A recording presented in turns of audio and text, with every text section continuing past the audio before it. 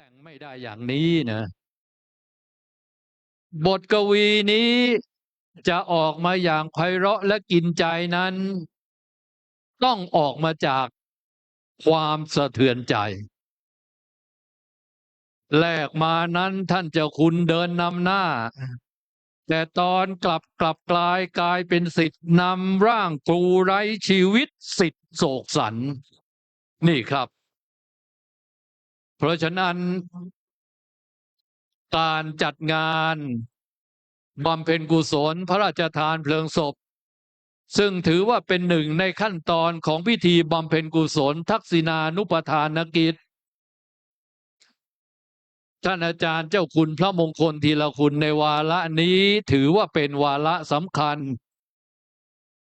โดยเหตุผลสำคัญที่พระเดชพระคุณนั้นเป็นสังฆชินบุตรพุทธชิโนรสเป็นลูกพระพุทธเจ้าเป็นลูกพระพุทธเจ้าเป็นลูกพระพุทธเจ้าเป็นศิษย์คู่บุญในเจ้าประคุณสมเด็จ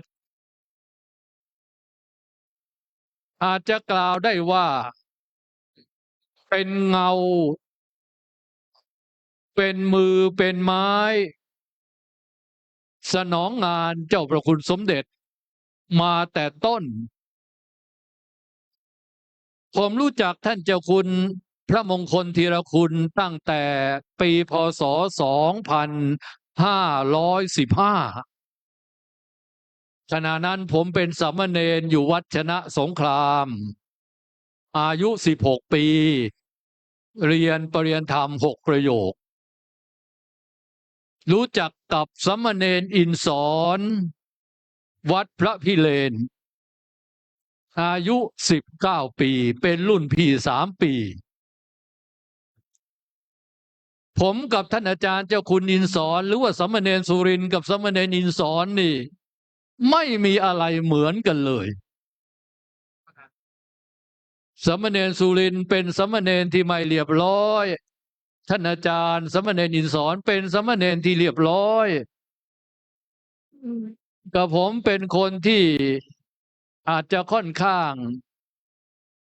เกเรนิดหน่อยเนี่ยนิดเดียวไม่มากแต่ท่านอาจารย์สามเณรอินสอนหรือท่านเจ้าคุณอินสอนนั้นเป็นสามเณรที่งดงาม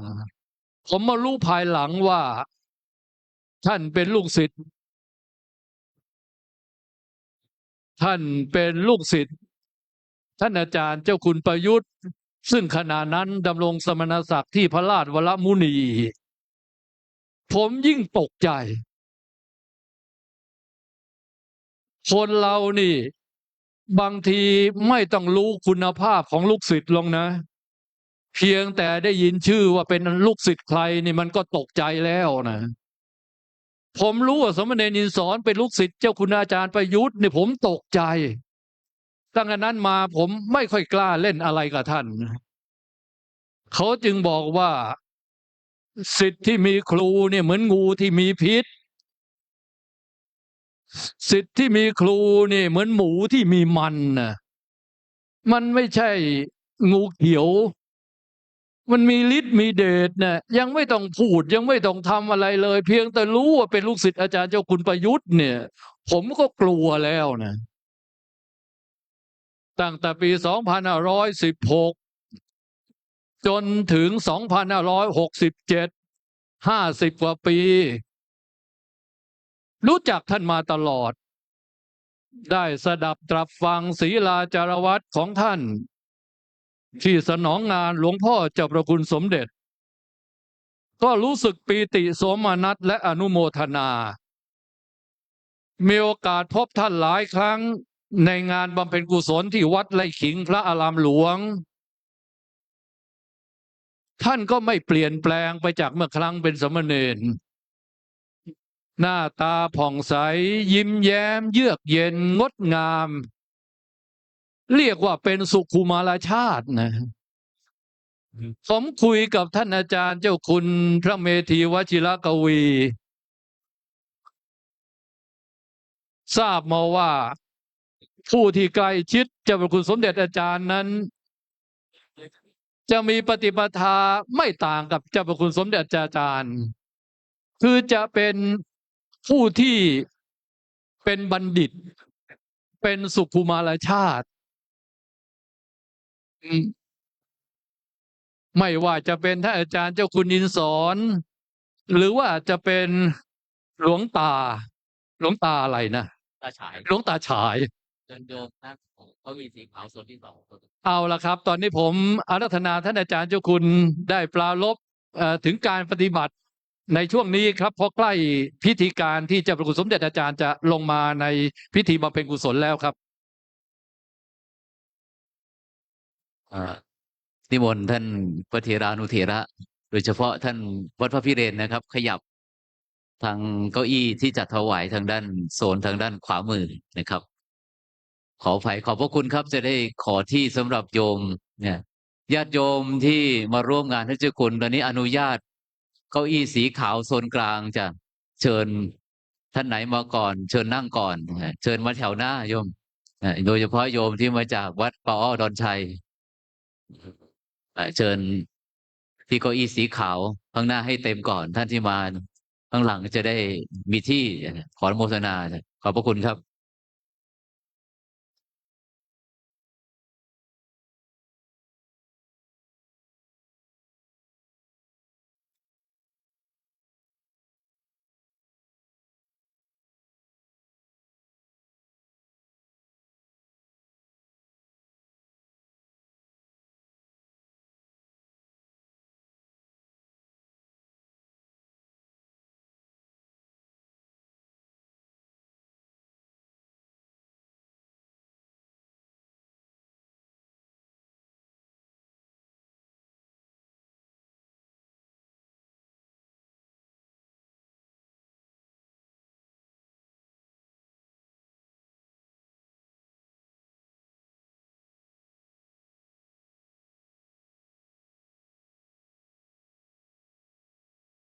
ขอโอกาสท่านพระเถรานุเถระขอเจริญพรท่านสาธุชน การบำเพ็ญกุศลสวดพระวิธรรม และพิธีบำเพ็ญกุศลอื่นๆ เพื่ออุทิศถวายท่านเจ้าคุณพระมงคลธีรคุณวันนี้หลวงพ่อเจ้าพระคุณสมเด็จ พระพุทธโฆษาจารย์วัดจานเวศกวันวันนี้สุขภาพพอได้หลวงพ่อเดินทางมาจากที่พักในที่ห่างไกลในต่างจังหวัดมาพักที่วัดนี้แล้วก็ให้พระแจ้งมาว่าท่านจะลงมาในพิธีนี้ประมาณ16 นาฬิกาเพราะนั้นญาติโยมที่กำลังจับจองที่เชิญเข้ามาที่ยานเวศธรรมศาลาถ้าจับจองที่ได้แล้วก็ได้เจริญกุศลสงบกายวาจาเสมือนหนึ่งว่าได้เจริญสติสมาธิถวายท่านเจ้าคุณพระมงคลจิรคุณส่วนพระเถรานุเถระพระภิกษุสามเณรวัดยานเวศกวันนะครับถ้าไม่มีงานเฉพาะหน้านิมนต์ที่เก้าอี้นะครับเพื่อหลวงพ่อลงมาแล้วที่ประชุมพร้อมก็จะเป็นภาพที่งดงามนะครับแล้วก็เป็นการบำเพ็ญกุศลในส่วนเบื้องต้นสำหรับการถวายการต้อนรับหลวงพ่อเจ้าคุณสมเด็จครับขอเรียนถวายท่านพระมหาเถระและเจริญพรให้โยมทราบในเบื้องต้นก่อนเมื่อเช้านี้หลวงพ่อเจ้าคุณสมเด็จได้ปรารภว่าขอให้เรียนถวายและเจริญพรในที่ประชุมได้ทราบ2 เรื่องที่1ก็คือหลวงพ่อในฐานะเจ้าวาดวัดยานเวศกวันไม่สะดวกที่จะปฏิสันถานต้อนรับพระเถรานุเถระตลอดถึงปฏิสันถานต้อนรับสนทนาปราศัยกับท่านสาธุชนได้เต็มที่นักเนื่องจากอาการอาพาธจากอุบัติเหตุล้มทำให้กระดูกสันหลังนั้นยุบไปเพราะนั้นก็เลยการปฏิสันถานอาจจะไม่สมบูรณ์นักอันนี้เรื่องที่1เป็นถวายไว้นะครับ เรื่องที่2ก็คือในช่วงระยะหลังมานี้ประเทศไทยหรือ ประเทศทั้งหลายในส่วนภูมิภาคนี้ประสบปัญหาฝุ่นควันหลวงพ่อเจ้าคุณสมเด็จนั้นปอดไม่ดีตั้งแต่ยังเยาว์แล้วมีความไวต่อมลภาวะในระยะหลังมานี้มีอาการไอ เพราะฉะนั้นในช่วงที่กำลังประกอบพิธี จะฟังสวดฟังพระธรรมเทศนาออกมาจากกุฏิแล้วเจ้าพระคุณอาจจะไอทำให้เสียบรรยากาศของที่ประชุมหลวงพ่อก็เรียนถวายให้ทุกรูปทุกท่านได้ทราบแล้วก็ขออภัยไว้ครับเชิญโยมที่ได้เก้าอี้แล้ว หรือกำลังหาเก้าอี้ดีกว่าโยมที่กำลังหาเก้าอี้ ให้เวลาโยมอีก2 นาทีจ้ะเพราะหลวงพ่อออกจากกุฏิมาแล้ว ส่วนพระที่ยังไม่ได้เก้าอี้นะครับนิมนต์จับจองครับเพื่อให้พร้อมที่จะถวายการต้อนรับหลวงพ่อเจ้าคุณสมเด็จนะครับขอโมทนาครับเชิญ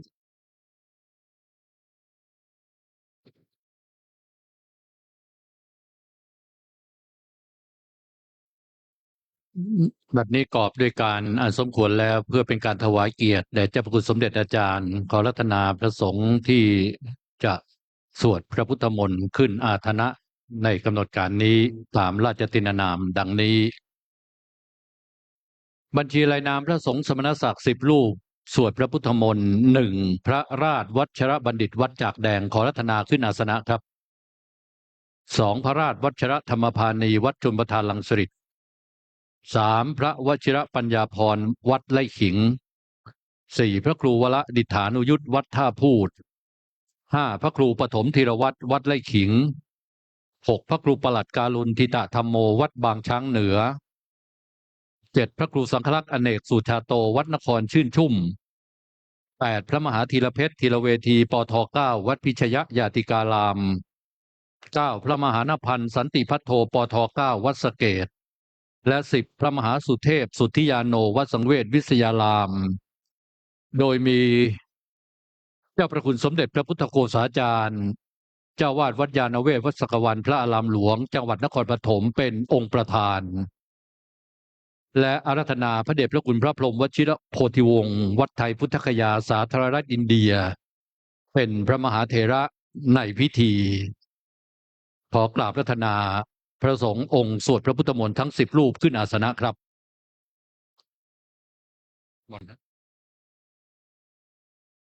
เรียนเชิญลูกศิษย์ของพระเดชพระคุณทั้ง10 รูปสักครู่นี้ ติดต่อวยาวัจกรเฮรัญยิกวัดยานเวศกวันที่กองอำนวยการ ขอให้ได้แจ้งหรือบอกราชจินนามของพระมหาเถระเพื่อจะได้จัดจ่ายจัดสัพพิโยพันธ์ถวายพระเดชพระคุณ แล้วก็ข้าพาหนะขอเจริญพรเรียนเชิญพลขับและลูกศิษย์ของพระเดชพระคุณทั้ง10 ท่านจ้ะ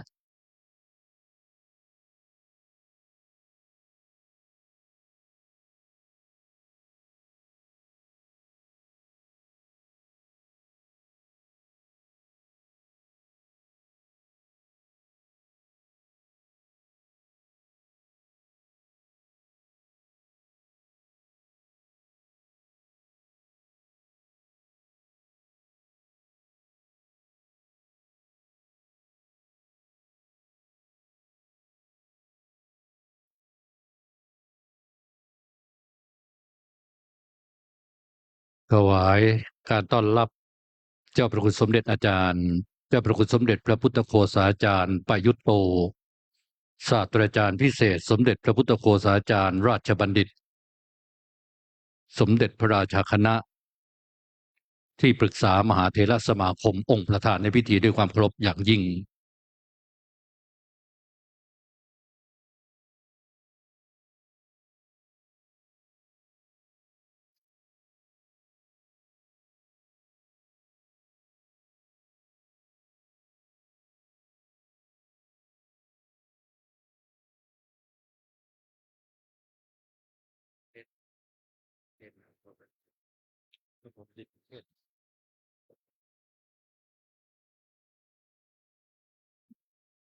เจ้าพระคุณสมเด็จอาจารย์พระมหาเถระผู้ ได้รับการถวายเกียรติธรรมว่าเป็นพระสงฆ์ผู้กระทำสงฆ์ให้งามสังฆโสพลพระมหาเถระผู้ประดุจตู้พระไตรปิฎกเคลื่อนที่พระภิกษุชาวไทยที่ได้รับถวายปริญญาดุษฎีบัณฑิตกิตติมศักดิ์จากสถาบันต่างๆมากที่สุดและเป็นชาวไทยคนแรกที่ได้รับรางวัลการศึกษาเพื่อสันติภาพจากยูเนสโกและได้รับถวายวุฒิฐานะจากสถาบันนวนาลันทาประเทศอินเดียตรีปิฎกาจารย์คือผู้รู้แตกฉานในพระไตรปิฎกเป็นรูปที่สองต่อจากสังซัมจั๋งประเทศจีนเป็นพระมหาเถระผู้เป็นนักวิชาการผู้ปฏิบัติดีปฏิบัติชอบมีผลงานทางพระพุทธศาสนามากมายมีพุทธธรรมเป็นต้นเป็นสามเณรปริยนธรรม9ประโยครูปที่4ในสมัยกรุงรัตนโกสินทร์และเป็นรูปที่2ในรัชสมัยพระบาทสมเด็จพระเจ้าอยู่หัวรัชกาลที่9และเป็นสมเด็จพระราชาคณะรูปแรกในรัชสมัยพระบาทสมเด็จพระวชิรเกล้าเจ้าอยู่หัวรัชกาลปัจจุบันมีพระบรมราชโองการแต่งตั้งเป็นศาสตราจารย์พิเศษสาขาวิชาพระพุทธศาสนาและราชบัณฑิตกิตติมศักดิ์ปัจจุบันพำนักอยู่ณที่พักสงฆ์ชนบทอำเภอด่านช้างจังหวัดสุพรรณบุรีเพื่อฟื้นฟูสุขภาพร่างกายและปฏิบัติศาสนกิจในด้านการปฏิบัติธรรมและเขียนหนังสือปาฐกถาธรรมสอนธรรมแก่ศิษย์ตลอดเวลาจนถึงบัดนี้และบัดนี้ถวายการต้อนรับองค์พระธรรมกถึกพระราชาคณะเจ้าคณะรองพระเดชพระคุณพระพรหมบัณฑิตปริยนธรรม9ประโยค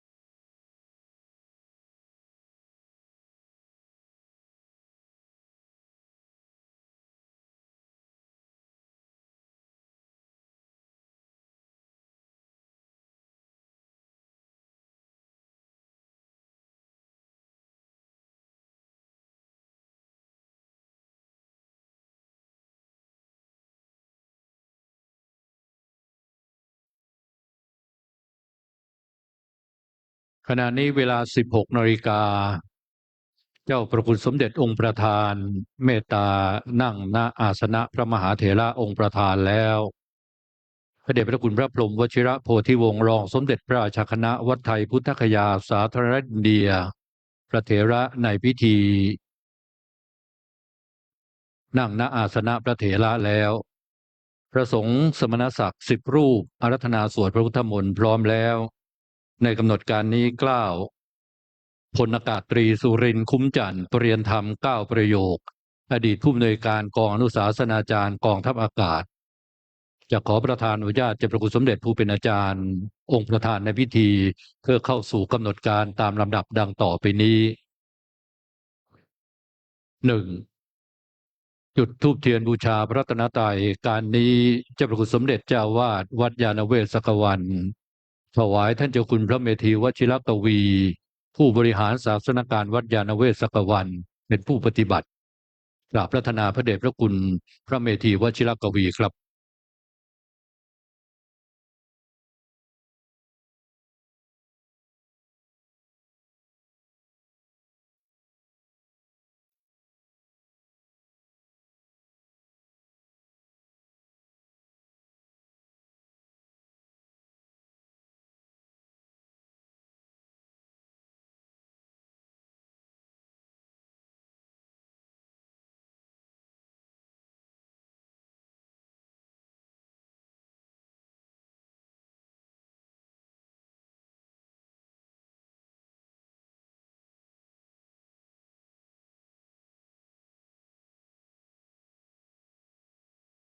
ลำดับต่อไปจุดธูปเทียนเครื่องทองน้อยหน้าหีบทองทึบชุดล่าง การนี้เจริญพรคุณโยมพีรนุชเกียรติสมมาตรเป็นผู้ปฏิบัติขอเจริญพรครับในนามของเจ้าพระคุณสมเด็จองค์ประธานหีบทองทึบสีทองณเบื้องหน้าพระราชาทรงบูชิตด้วยจิตมั่นบูชาสงฆ์ธงพระศาสตร์ผู้สนองงานนามพระมงคลธีรคุณมงคลนามเครื่องประกอบบริขารอันปรากฏตั้งพัดยศโดดเด่นตาดูข้ารำอีกประกอบด้วยเครื่องบริขารอันงดงามบูชาธรรมพระคุณท่านผู้ถึงการ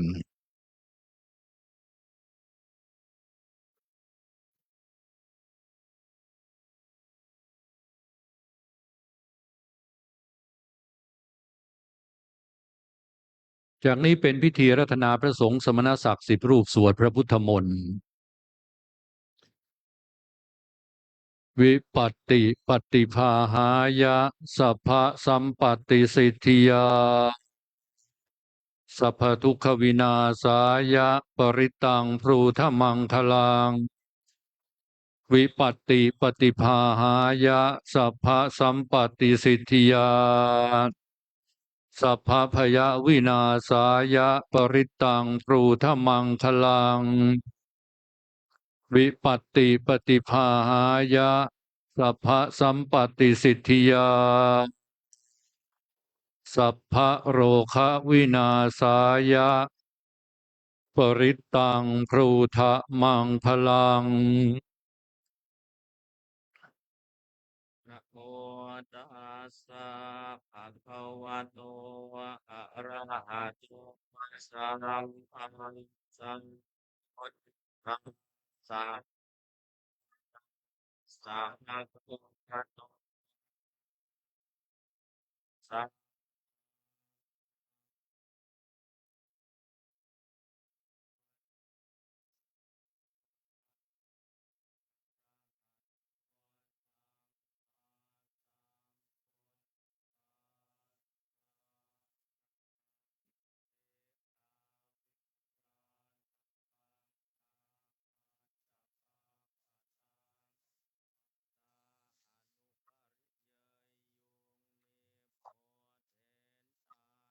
โตติสาวันจะรังจะปาจุจะอธิวัตตันติโนพระปฏิวันติโต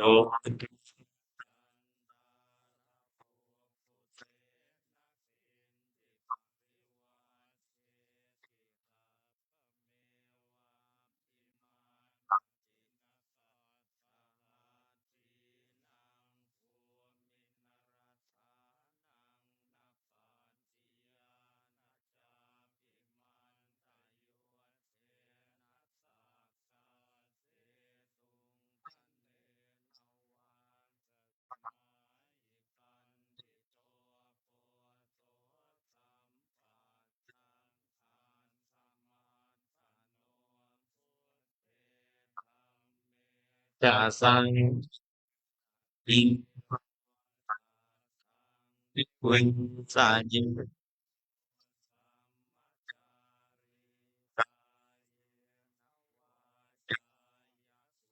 จินตาสังอิเทนปัสปัสสังสันติเปตัสสังปฏิตัสสังตันตันติอาจารย์สุปฏิทิตา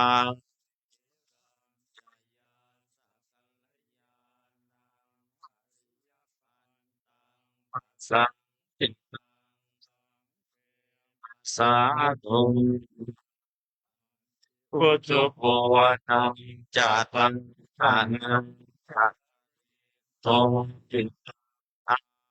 ภาคังตัสสัจจิวิตังปัตตมะสิทังจาสินังจะปะปะ มาทังปานาภิโยสารพุทธิ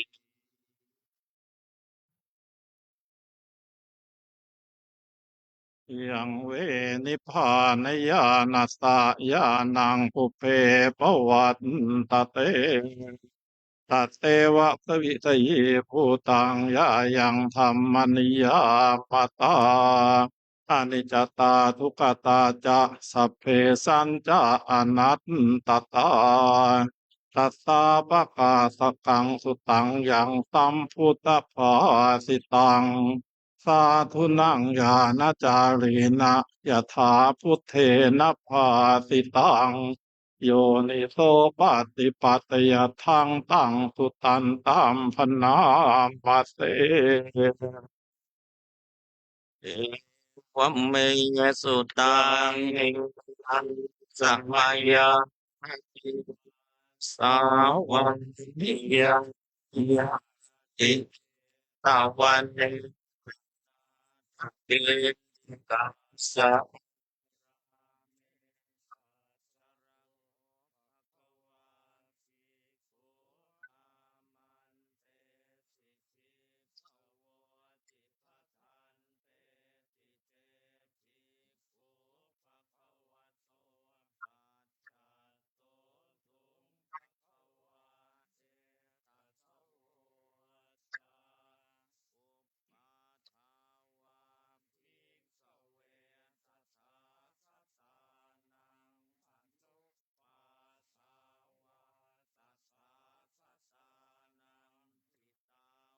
สา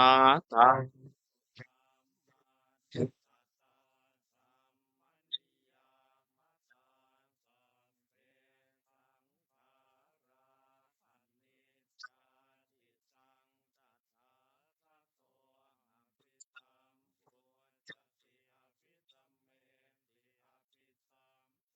เจตัง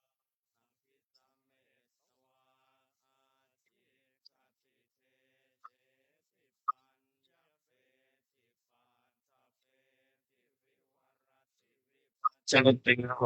ตังนิกาโนติสังตังทังจังติโหติ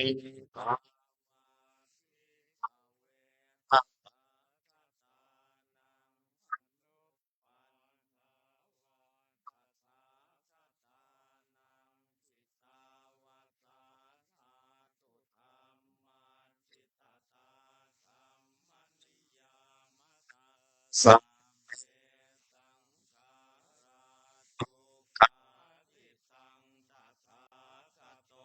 พะภิกสังจติหาภิสัมเมสังจิตโต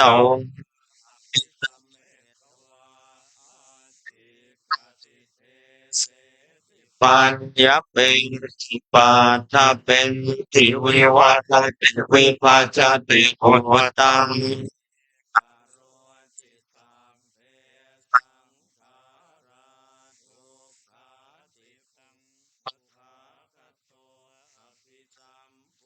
จัติสัง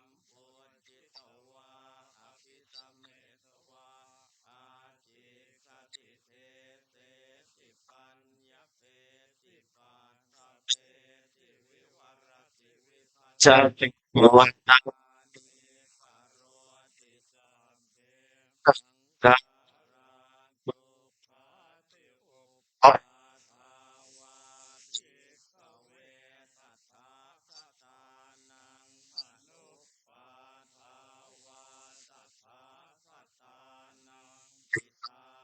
สังติ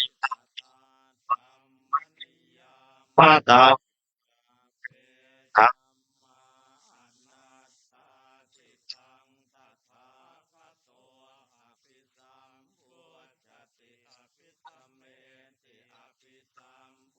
จิตโตสัมเมตวังติชาติสังปัญญาเป็นปาทาเป็น ปัจจติโหตังหิเมติสัพพะโอจักสัง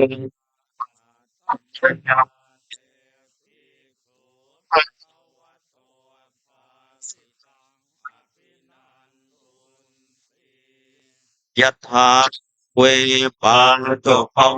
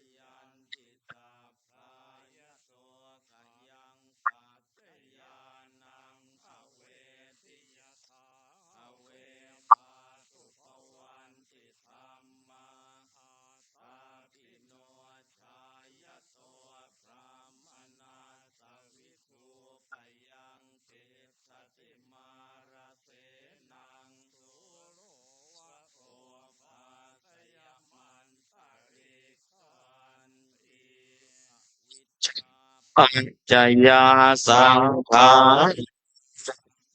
ปัจจัย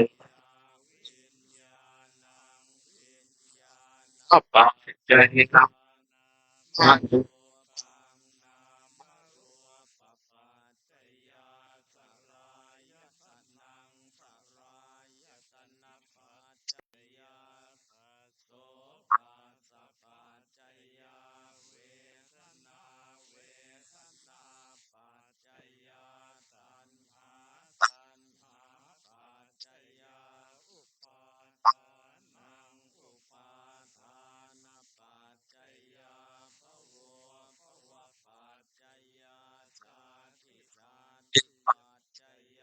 ใช่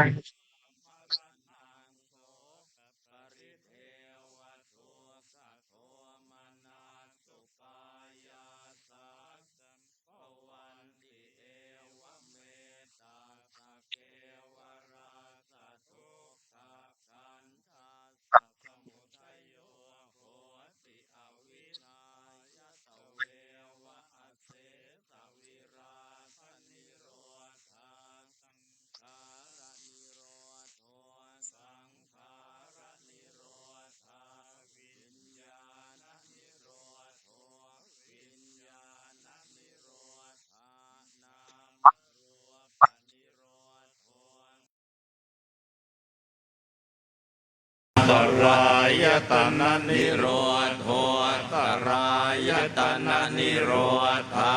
ภาสนิโรธโทภาสนิโรธาเวทนานิโรธโทเวทนานิโรธาตัณหานิโรธโทตัณหานิโรธาอุปาทานนิโรธโทอุปาทานนิโรธาภวนิโรธโทภวนิโรธาชาตินิโรธโทชาตินิโรธาจลามรณังโสกปริเทวทุกขโทมนาสุปายาสานิโรชันติเอวเมตตาสเก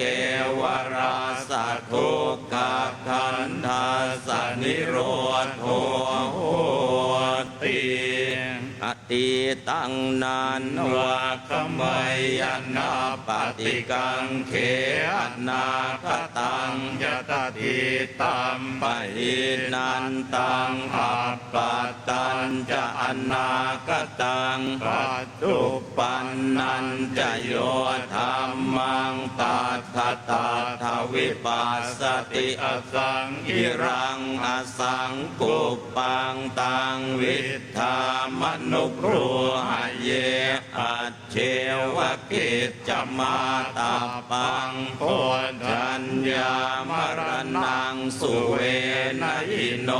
สังครันเตนะมหาเสเนนะมัจจุนาเอวังวิหาริมาตาปิงอโหราตมตันจิตังบังเวปัตเทกราโตติสันโตอาติคเตมุนีติอเนกชาติสังสารังสันทาวิสังอเนพิสังกหการังขเวสันตัวตัวขาชาติปุณาปุนังขหการกทิโทสิปุณเค นกาสิสาภาเตภาสุกาภาคาคหกูตังวิสังขตังวิสังขารกตังจิตตังตัณหานังขยมัจจคาติ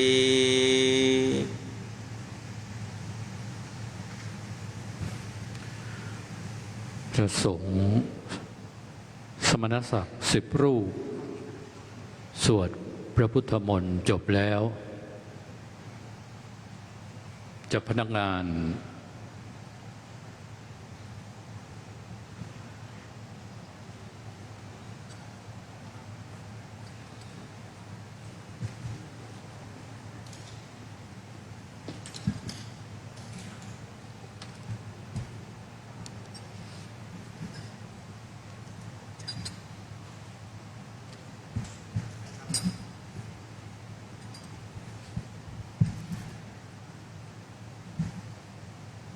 เจ้าพนักงานเทียบ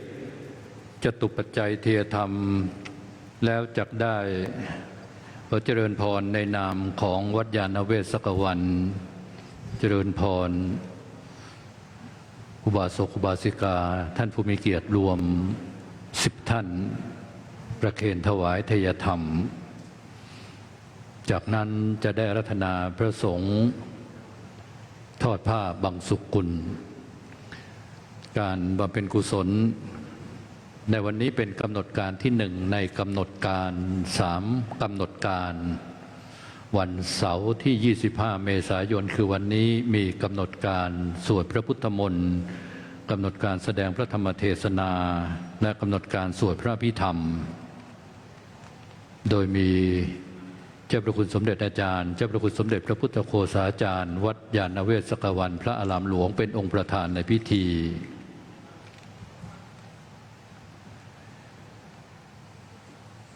การนี้ขอเรียนเชิญเจริญพรในนามของวัดยานเวศกวันอุบาสกอุบาสิกาศิษยานุศิษย์ผู้ได้รับบัตรบุญเรียนเชิญลำดับที่1ถึงลำดับที่10ขออนุญาตเรียนเชิญครับการจัดเตรียมพิธีการบำเพ็ญกุศลได้มีการเตรียมการกันมาแต่เบื้องต้น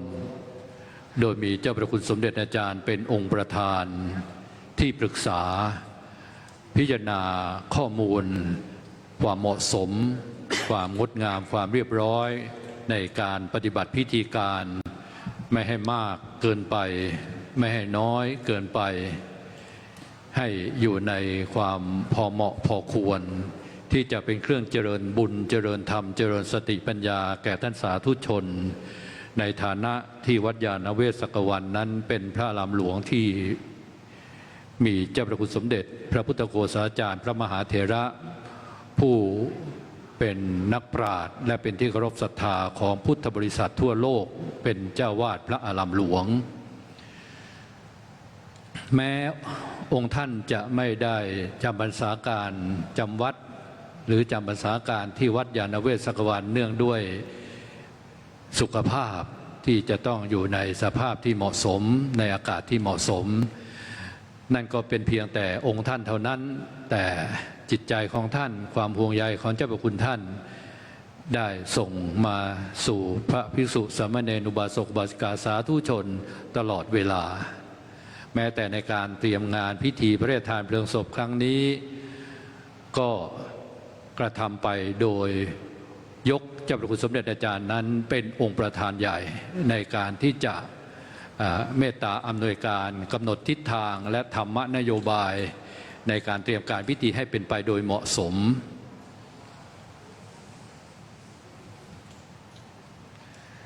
เมื่อเจ้าหน้าที่เจ้าพนักงานลาดภูสายโยงแล้วจะได้ขออนุญาตกราบอาราธนาพระเดชพระคุณผู้มีราชทินานามต่อนนี้ไป5 รูปเป็นองค์ทอดผ้าบังสุกุลในร่มบารมีของเจ้าพระคุณสมเด็จเจ้าวาด1พระเดชพระคุณพระเมธีวชิรกวี2ท่านอาจารย์พระมหาปริญญาปัญญาสาโร3ท่านอาจารย์พระครูประหลัดสัมพิพัฒนศรีราจารย์4ท่านอาจารย์พระมหาสุทธิญาณสุทโธและ5ท่านอาจารย์พระครูสังฆวิจารณ์เมื่อเจ้าพนักงานเก็บทายธรรมที่พระคุณเจ้ารับประเคนแล้วและลาดภูสายโยงจักได้อาราธนานิมนต์พระคุณท่านทั้ง5 รูปนี้นะครับ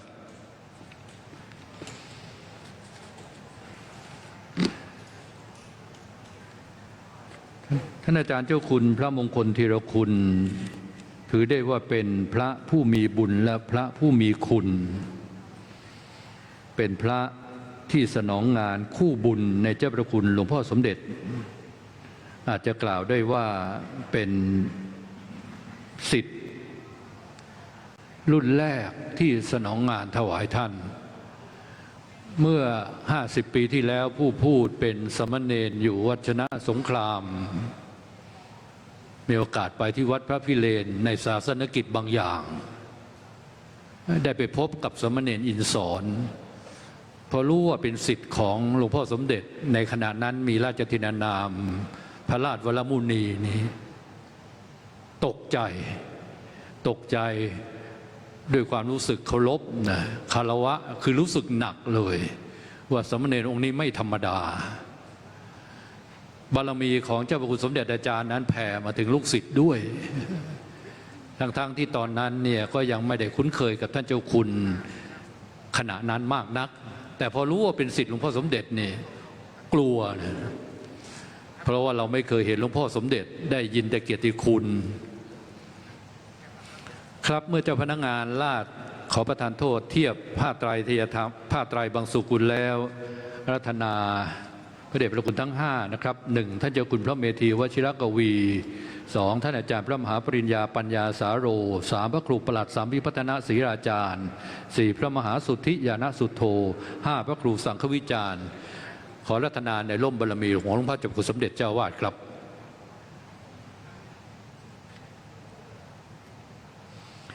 คนเกิดมาแล้วก็ต้องตายนะครับแต่การตายของท่านเจ้าคุณพระมงคลธีรคุณนั้นถือว่าเป็นการตายที่ยิ่งใหญ่เพราะเป็นการตายในขณะที่จิตเป็นกุศลและเดินทางไปปฏิบัติศาสนกิจที่เป็นบุญเป็นกุศลดังลิขิตธรรมกถาของเจ้าพระคุณสมเด็จอาจารย์ว่ามรณะที่ไหนเมื่อใดรู้ไม่ได้แต่ข้อสำคัญอยู่ที่ว่าได้จากไปเมื่อใจอยู่กับการทำความดีกล่าวเฉพาะในความรู้สึกส่วนตัวของผู้พูดนี่ถ้าตายแบบนี้ตายเมื่อไหร่ก็ได้ครับ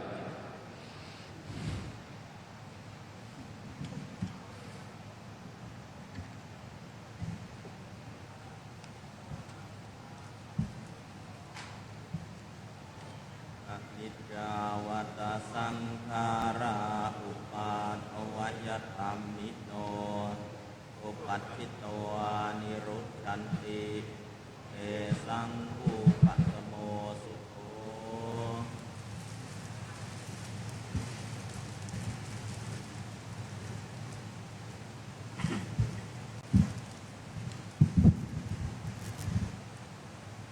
ยะถาวาริวหาปุราปริปุเรนติสาครังเอวะเมวะอิโตทินังเปตานังอุปกัปปติ อิทธิตังปัฏฐิตังตุยหังคิปะเมวะสมิจฉตุสัพเพปุเรนตุสังกัปปาจันโทปนรโสยะถามณิโชติระโสยะถา อิโยวิ วิวัชชันตุสัพพะโรโควินาศตุมาเตภวัตวันตรายโยสุขีทีขายุโกภวสัพพิติโยวิวัชชันตุสัพพะโรโควินาศตุมาเตภวัตวันตรายโยสุขีทีขายุโกภวสัพพิติโยวิวัชชันตุสัพพะโรโควินาศตุมาเตภวัตวันตรายโยสุขีทีขายุโกภวะอภิวันธนาสิริสนิจจังวุฒาปัจจายโนจัตตารโอธรรมาวันทันติอายุวันโนสุขังภาลังอัฏฐาสิเมอากา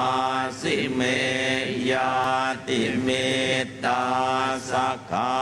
จะเมเปตานังทักขินังทัจจาปุเพกตมโนสรังนะหิโรนังวาโสโกวายาวันยาปริเทวนานะตังเตตานมัฏฐายะเอวังติทันติยาตโยอายัญจะโคทาคินาทินนาสังฆัมหิสุปฏิทิตาทิคาราตังหิตายาสถานะโสอุปการปฏิโสยาติธรรมโมจะอายังนิทาสิโตเปตานะปูชาจักตาอุรารังปรัญจะภิกขุนะมโนปฏินังตุมเหหิปุญญังปสุตังอนาปการติภวตุสัพพมังคลังรักขันตุสัพพเทวตาสัพพพุทธานุภาเวนัสสัทธาโสทิภวันตุเตภวตุสัพพมังคลังรักขันตุสัพพเทวตาสัพพธรรมานุภาเวนัสสัทธาโสทิภวันตุเตภวตุสัพพมังคลังรักขันตุสัพพเทวตาสัพพสังฆานุภาเวนัสสัทธาโสทิภวันตุเต สาธุสาธุสาธุอนุโมทามิ พระสงฆ์ทรงสมณศักดิ์10 รูปมีพระเดชพระคุณพระราชวัชรบัณฑิตวัดจากแดง พระราชวัชรธรรมพานีวัดชลประทานลังสิตเป็นต้นท่านอาจารย์ พระมหาสุเทพสุทธิยานโนวสังเวชวิทยารามกรุงเทพมหานครเป็นที่สุดสวดพระพุทธมนต์จบแล้วลำดับต่อไปจะเป็นกำหนดการแสดงพระธรรมเทศนา โดยในการนี้ได้กราบรัตนาองค์พระธรรมกถึกคือพระเดชพระคุณพระพรหมบัณฑิต วัดประยุทธ์วงศาวาสกรุงเทพมหานครเป็นพระธรรมกถึกแสดงพระธรรมเทศนาสำหรับพระเดชพระคุณพระพรหมบัณฑิตธรรมจิตโตหรือศาสตราจารย์ดร.พระพรหมบัณฑิตฉายาธรรมจิตโตราชบัณฑิตเป็นพระราชคณะเจ้าคณะรองชั้นหิรัญญบัตรปัจจุบันดำรงตำแหน่งกรรมการมหาเถรสมาคมเจ้าวาดวัดประยุรวงศาวาสวรวิหารนับเป็นพระสงฆ์ผู้มีบุญและมีคุณต่อพระศาสนารูปสำคัญเรียกว่าเป็นพระที่เป็นกำลังสำคัญของพระพุทธศาสนาท่านได้ปฏิบัติงานเพื่อความเจริญของพระพุทธศาสนาและความเจริญแห่งศรัทธาของสาธุชนมาในตำแหน่งต่างๆที่สำคัญอาทิประธานคณะกรรมการฝ่ายเผยแผ่พระพุทธศาสนาของมหาเถรสมาคมประธานศูนย์พระปริเทศแห่งคณะสงฆ์ประธานกรรมการฝ่ายเผยแผ่พระพุทธศาสนาแห่งชาติประธานสมาคมมหาวิทยาลัยพระพุทธศาสนานานาชาติประธานสภาสากลวันวิสาขบูชาแห่งโลกเป็นต้นพระเดชพระคุณนั้นนอกจากจะเป็นพระสงฆ์ผู้ปฏิบัติดีปฏิบัติชอบผู้งดงามแล้วยังเป็นพระนักวิชาการนักบริหารนักการศึกษานักเทศและเป็นนักเขียนอาจจะใช้คำว่าเป็นพระหัวใจทองสมองเพชรนะครับมีผลงานมากมายทั้งในภาษาไทยและภาษาอังกฤษเป็นพระสงฆ์ไทยรูปแรกที่ดำรงตำแหน่งศาสตราจารย์ในมหาวิทยาลัยนะครับแล้วก็ได้รับรางวัลและดุษฎีบัณฑิตกิตติมศักดิ์จากหลายสถาบันเป็นราชบัณฑิตกิตติมศักดิ์สาขาปรัชญานอกเหนือจากงานทางด้านวิชาการและการเผยแผ่แล้วในฐานะเป็นเจ้าวาดวัดประยุรวงศาวาสท่านได้ดูแลวัดวารามและได้บูรณะพัฒนาจนได้รับรางวัลยอดเยี่ยมนะครับจากสากลนะครับในกำหนดการนี้กล้าวขอประทานอนุญาตกราบเรียนถวายกำหนดการในพิธีต่อไปนี้ดังนี้นะครับเมื่อพรั่งพร้อมจะได้ขอประทานกราบรัตนาเจ้าพระคุณสมเด็จอาจารย์เจ้าพระคุณสมเด็จผู้เป็นประธานจุดเทียนส่องธรรมนะครับอาราธนาพระธรรมกถึกจากนั้นพิธีกรอาราธนาศีลสมาทานศีลจบแล้วขอประทานอาราธนาเจ้าพระคุณสมเด็จอาจารย์จุดธูปเทียนเครื่องทองน้อยบูชาธรรมและเรียนเชิญเจริญพรคุณโยมสุพรรณีดวงคิดจุดธูปเทียนที่เครื่องทองน้อยหน้าหีบทองทึบการที่จุดเครื่องบูชาทั้งสองนี้ภายหลังแห่งการสมาทานศีลเพราะว่าผู้จุดนั้นเป็นพระสงฆ์ไม่มีกิจด้วยการสมาทานศีลจึงสมาทานศีลให้เรียบร้อยแล้วจึงอาราธนาพระสงฆ์นั้นจุดเครื่องบูชาต่างๆตามลำดับการบัดนี้กอบด้วยการอันสมควรแล้วกล้าวขอประทานเมตตาเจ้าพระคุณสมเด็จอาจารย์ผู้เป็นประธานเจ้าพระคุณสมเด็จพระพุทธโฆษาจารย์ที่ปรึกษามหาเถรสมาคมเจ้าวาดวัดยานเวศกวาลพระรามหลวงองค์ประธานในพิธีจุดเทียนส่องธรรมควรไม่ควรสุดแต่จากเมตตา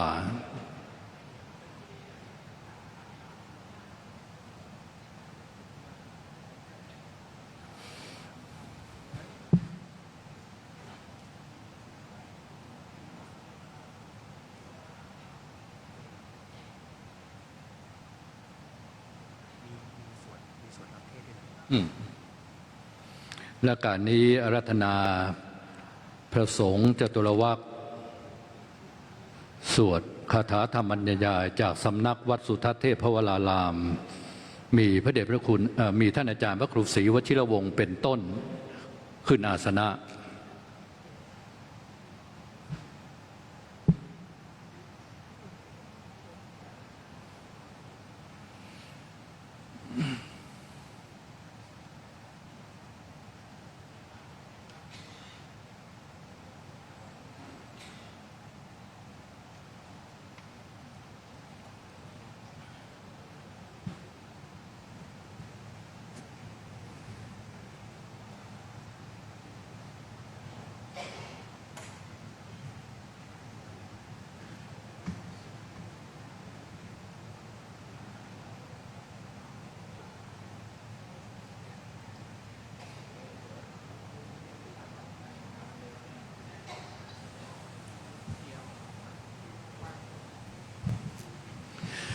จากนี้ไปขอเรียนเชิญท่านสาธุชนทุกท่านได้สมาทานเบญจศีลมะยังพันเตวิสุงวิสุงรคณทายะติสรเนนะสหปัญจศีลานิยาจามะทุติยมปิมะยังพันเตวิสุงวิสุงรคณทายะติสรเนนะสหปัญจศีลานิยาจามะตติยมปิมะยังพันเตวิสุงวิสุงรคณทายะติสรเนนะสหปัญจศีลานิยาจามะตติยมปิมะยังพันเตวิสุงวิสุงรคณทายะติสรเนนะสหปัญจศีลานิยาจามะ นะโมตัสสะภะคะวะโตอะระหะโตสัมมาสัมพุทธัสสะนะโมตัสสะภะคะวะโตอะระหะโตสัมมาสัมพุทธัสสะนะโมตัสสะภะคะวะโตอะระหะโตสัมมาสัมพุทธัสสะ นะโมตัสสะภะคะวะโตอะระหะโตสัมมาสัมพุทธัสสะนะโมตัสสะภะคะวะโตอะระหะโตสัมมาสัมพุทธัสสะนะโมตัสสะภะคะวะโตอะระหะโตสัมมาสัมพุทธัสสะ พุทธังสารนังคัจฉามิ พุทธังสรณังคัจฉามิ ธัมมังสารนังคัจฉามิ ธัมมังสรณังคัจฉามิ สังฆังสารนังคัจฉามิ สังฆังสรณังคัจฉามิ ทุติยัมปีพุทธังสารนังคัจฉามิ ทุติยัมปิพุทธังสรณังคัจฉามิ ทุติยัมปีธัมมังสารนังคัจฉามิ ทุติยัมปิธัมมังสรณังคัจฉามิ ทุติยัมปีสังฆังสารนังคัจฉามิ ทุติยัมปิสังฆังสรณังคัจฉามิ ตติยัมปีพุทธังสารนังคัจฉามิ ตติยัมปิพุทธังสรณังคัจฉามิ ตติยัมปีธัมมังสารนังคัจฉามิ ตติยัมปิธัมมังสรณังคัจฉามิ ตติยัมปีสังฆังสารนังคัจฉามิ ตติยัมปิสังฆังสรณังคัจฉามิ ปานาติปาตาเวรมณีสิกขาปะทังสมาธิยามิ ปานาติปาตาเวระมณีสิกขาปะทังสมาธิยามิ อาทินนาทานาเวรมณีสิกขาปะทังสมาธิยามิ อทินนาทานาเวระมณีสิกขาปะทังสมาธิยามิ กาเมสุมิจฉาจารา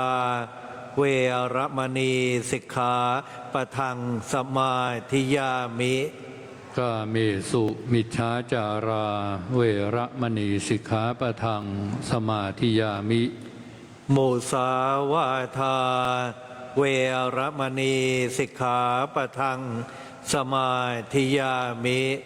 มุสาวาทาเวระมณีสิกขาปะทังสมาธิยามิ สุราเมรยะมัชฌะปมาทฐานาเวรมณีสิกขาปะทังสมาธิยามิ สุราเมรยมัชฌปมาทัฏฐานาเวระมณีสิกขาปะทังสมาธิยามิ อิมานิ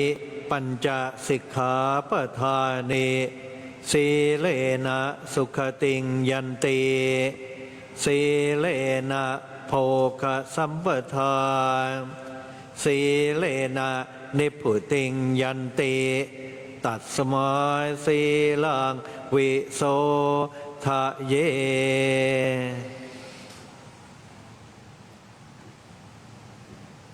กำหนดการนี้เจ้าพระคุณสมเด็จองค์ประธาน จุดธูปเทียนที่เครื่องทองน้อยบูชาธรรม จากนั้นขอเรียนเชิญเจริญพรคุณสุพันณีดวงคิด เป็นผู้แทนคณะศิษย์จุดธูปเทียนเครื่องทองน้อยหน้าหีบทองทึบ ถวายพระมงคลธีรคุณบูชาธรรม คุณสุพันณีดวงคิด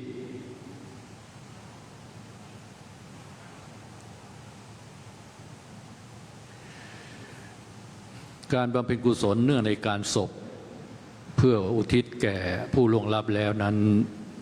ปรากฏพระบาลีในทักขินาวิพังคสุขอประทานโทษพระบาลีในติโลกุทสูตรว่าเป็นญาติธรรมคือเป็นหน้าที่ของญาติซึ่งในวันนี้เจ้าพระคุณสมเด็จผู้เป็นประธานและอุบาสกอุบาสิกาสาธุชนทั้งหลายได้มาปฏิบัติหน้าที่นี้แล้วอย่างสมบูรณ์พระมาจะโลกาธิปติสหัมปติกัดอัญชลีอันทิวรังอายาจทาสันติทะสตตาปรชักขชาติกาเทเสตุธรรมังอนุกรรมปิมังปะชัง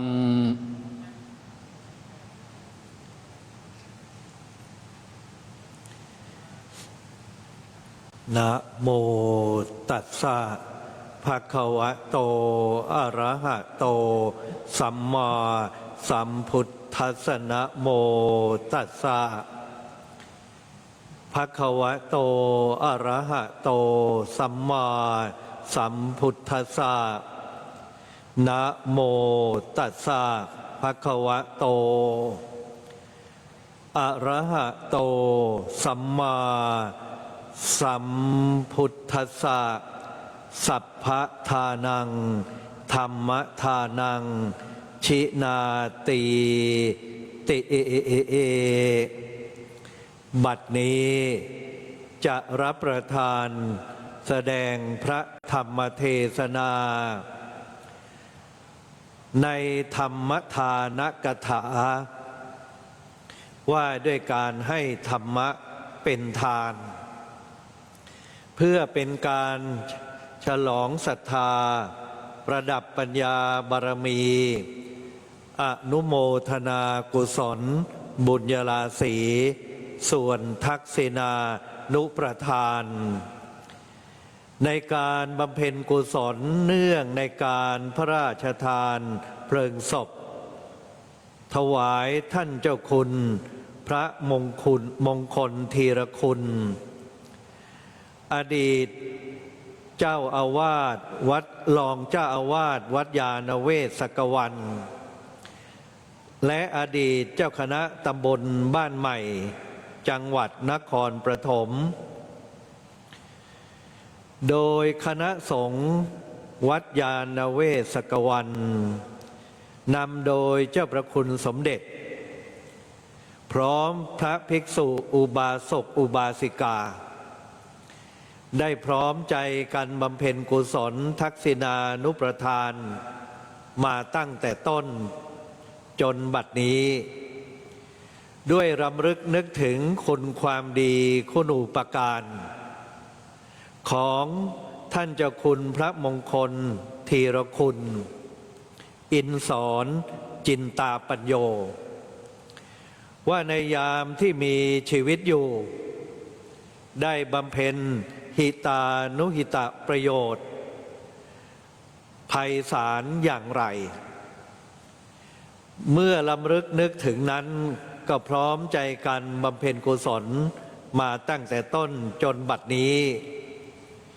การที่ท่านเจ้าคุณพระมงคลธีรคุณได้ฝากคุณงามความดีไว้กับโลกนี้ก่อนที่จะถึงมรณภาพนั้นก็เพราะชีวิตของท่านประกอบด้วยค่าของชีวิตที่ประมวลได้ เป็นสองลักษณะหนึ่งเป็นอัตตหิตสมบัติสองเป็นปรหิตปฏิบัติอัตตหิตสมบัติคือการพัฒนาตนให้มีความพร้อมด้วยความรู้ความสามารถและคุณธรรมความดีซึ่งกรณีนี้ชีวิตของท่านเจ้าคุณในระยะเวลา70 ปีที่ผ่านมาได้ผ่านการรังสรรค์เจรไนยชีวิตนับแต่ถือกำเนิดเกิดขึ้นมาในโลกใบนี้เมื่อพุทธศักราช 2496 ที่จังหวัดเชียงรายบรรพชาเป็นสามเณรเมื่ออายุได้14 ปีพาชีวิตตนเองเข้ามาสู่แหล่งแห่งการพัฒนาชีวิตอันงดงามต่อมาของท่านก็คือสำนักวัดพระพิเรนกรุงเทพมหานครได้มีโอกาสใกล้ชิดมหาปราชญ์ในยุคปัจจุบันคือเจ้าประคุณสมเด็จท่านสร้างตัวเองด้วยการขยันหมั่นเพียรในการศึกษาพระปริยัติธรรมจนสอบไล่ได้นักธรรมชั้นเอกและประเรียนธรรม4 ประโยคขณะเป็นสามเณรได้รับการอุปสมบทเป็นพระภิกษุในพระพุทธศาสนาเมื่ออายุ21 ปีพุทธศักราช 2517 ณ วัดพระพิเรนที่สำคัญคือมีพระอนุสาวนาจารย์คือคู่สวดเป็นพระราชวรมุนีปัจจุบันก็คือเจ้าประคุณสมเด็จนั่นเองเมื่ออุปสมบทเป็นพระภิกษุแล้วท่านมีอุตสาหะวิริยะศึกษาในมหาวิทยาลัยสงฆ์คือมหาวิทยาลัยมหาจุฬาลงกรณราชวิทยาลัยจนสำเร็จการศึกษาระดับปริญญาตรีเป็นพุทธศาสตร์บัณฑิตพทบจากมหาวิทยาลัยมหาจุฬาลงกรณราชวิทยาลัยในพุทธศักราช 2524 จากนั้นได้ขวนขวายไปศึกษาต่อในระดับปริญญาโทและจบการศึกษา MA สาขาพุทธศาสตร์ Buddhist Studies ที่มหาวิทยาลัยเดลีประเทศอินเดียเมื่อพุทธศักราช 2527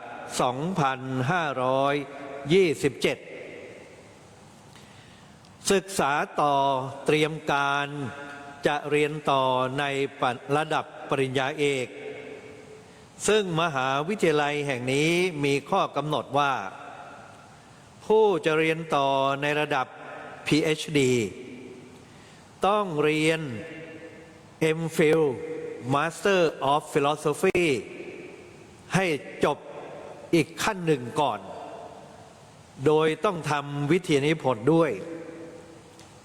ท่านเจ้าคุณก็ทำวิทยานิพนธ์จบ MPhil ซึ่งเราเรียกว่าอนุปริญญาเอกสำเร็จในปี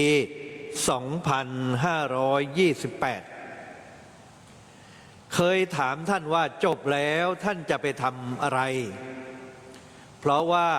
เรียนอยู่ที่มหาวิทยาลัยเดียวกับท่านในช่วงที่ท่านไปถึงใหม่ๆยังไม่มีหอพักที่พักก็ได้มีส่วนอนุเคราะห์ให้ท่านพักร่วมกันรู้จักอัธยาศัยใจคออันนุ่มนวลงดงามพูดน้อยไพเราะของท่านและใจเย็น อย่างที่ท่านทั้งหลายได้เห็น สิ่งที่ท่านนำมาอวดอยู่เป็นบางครั้ง ก็คือจดหมายน้อยที่อาจารย์เจ้าคุณของท่านคือพระราชวรมุนีในสมัยนั้นได้เมตตาเขียนตอบท่านมา ถามท่านว่าเรียนจบแล้วจะไปทำอะไร ท่านก็บอกว่าจะไปสนองงาน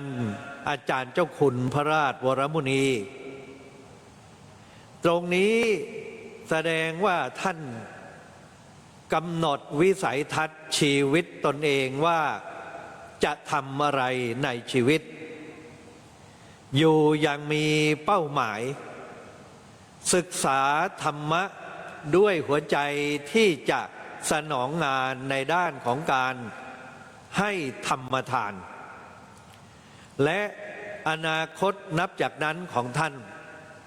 ก็ขึ้นอยู่กับการตัดสินใจนี้ว่าจะใช้ชีวิตทำอะไรอย่างไร จะลาสิกขาออกไปเหมือนเพื่อนที่มาจากจังหวัดเดียวกันเป็นสามเณรด้วยกันนับ10 รูปที่เหลือท่านครองสมณเพศอยู่รูปเดียวหรืออย่างไร การตัดสินใจมิใช่ง่ายสถานที่ที่ไปทำงานต่อจากนั้นเป็นตัวกำหนดอนาคตและค่าของชีวิตทำให้นึกถึงเรื่องหนึ่งที่บิดาประสงค์จะสอนลูกของตนอยู่ในวัยเด็กให้รู้จักค่าของชีวิตว่ามีความสัมพันธ์กับสถานที่อยู่กลุ่มบุคคลที่เห็นคุณค่าหรือไม่ในทางพระศาสนาเรียกว่าปฏิรูปเทสวาสะการอยู่ในประเทศในถิ่นที่เหมาะสมอันเป็นมงคลเหมือนกับคำแรกในสมณศักดิ์ของท่านเจ้าคุณมงคลทีรคุณมงคลคือเหตุแห่งความเจริญการตัดสินใจไปอยู่ในถิ่นที่เหมาะกับคุณค่าของชีวิตเป็นมงคลพ่อประสงค์จะสอนให้ลูกรู้จักค่าของชีวิตในนัยยะนี้จึงหยิบก้อนหินสีดำก้อนหนึ่งเก็บเอาไว้ในตระกูลนานมาแล้วให้ลูกชายนำไปในตลาดไปนั่งทำทีเป็นขายของและถ้ามีคนซื้อถามเขาว่าจะซื้อเท่าไหร่ถ้าเขาตอบแล้วไม่ต้องพูดอะไรนำก้อนหินกลับมาบ้านลูกชายก็ทำตามคำสั่งของพ่อไปนั่งขายก้อนหินก้อนเดียวอยู่ในตลาดไม่มีใครสนใจมีคนขายกระดาษหนังสืออยู่ข้างๆสงสารเด็กก็ถามว่าเจ้าหนูขายอะไรก็นี่แหละราคาเท่าไหร่ก็แล้วแต่ลุงจะให้ลุงก็ยกนิ้วขึ้น2 นิ้วเด็กก็ถามว่า2 นิ้วคือเท่าไหร่20 บาทขายไหมเด็กก็ทำตามคำสั่งของพ่อคือไม่ตอบอะไรถือก้อนหินกลับบ้านพ่อก้อนหินนี้มีราคาตั้ง20 บาทพ่อไม่ว่าอย่างไรวันต่อไปใช้ลูกให้ถือก้อนหินสีดำไปที่ร้านขายของเก่าเจ้าของร้านของเก่าเห็นเข้าอยากได้ขอซื้อเด็กถามว่าราคาเท่าไรให้ราคาเท่าไรเจ้าของร้านยก2 นิ้วเท่าไรล่ะครับ 2,000 ลูกชายก็ไม่ว่าอะไรนำก้อนหินกลับมาที่บ้านบอกทำไมที่นี่ร้านของเก่าให้ตั้ง 2,000 พ่อก็ไม่ว่ากระไรวันต่อไป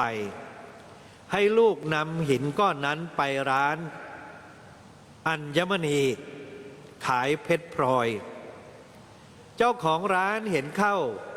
ยก2 นิ้วเหมือนกันเท่าไหร่ครับเด็กถาม 20,000 อยากขายเหมือนกันแต่พ่อสั่งห้ามขายก็นำก้อนหินกลับมาบ้านพ่อทำไมเขาให้เยอะจังตั้ง 20,000 พ่อก็อธิบายว่าเห็นไหมล่ะหินก้อนเดียวกันนี้ไปตกอยู่ในที่ต่างๆค่ามันไม่เท่ากันไปอยู่ในตลาดคนขายหนังสืออยากเอาไปเป็นหินทับกระดาษให้แค่20 บาท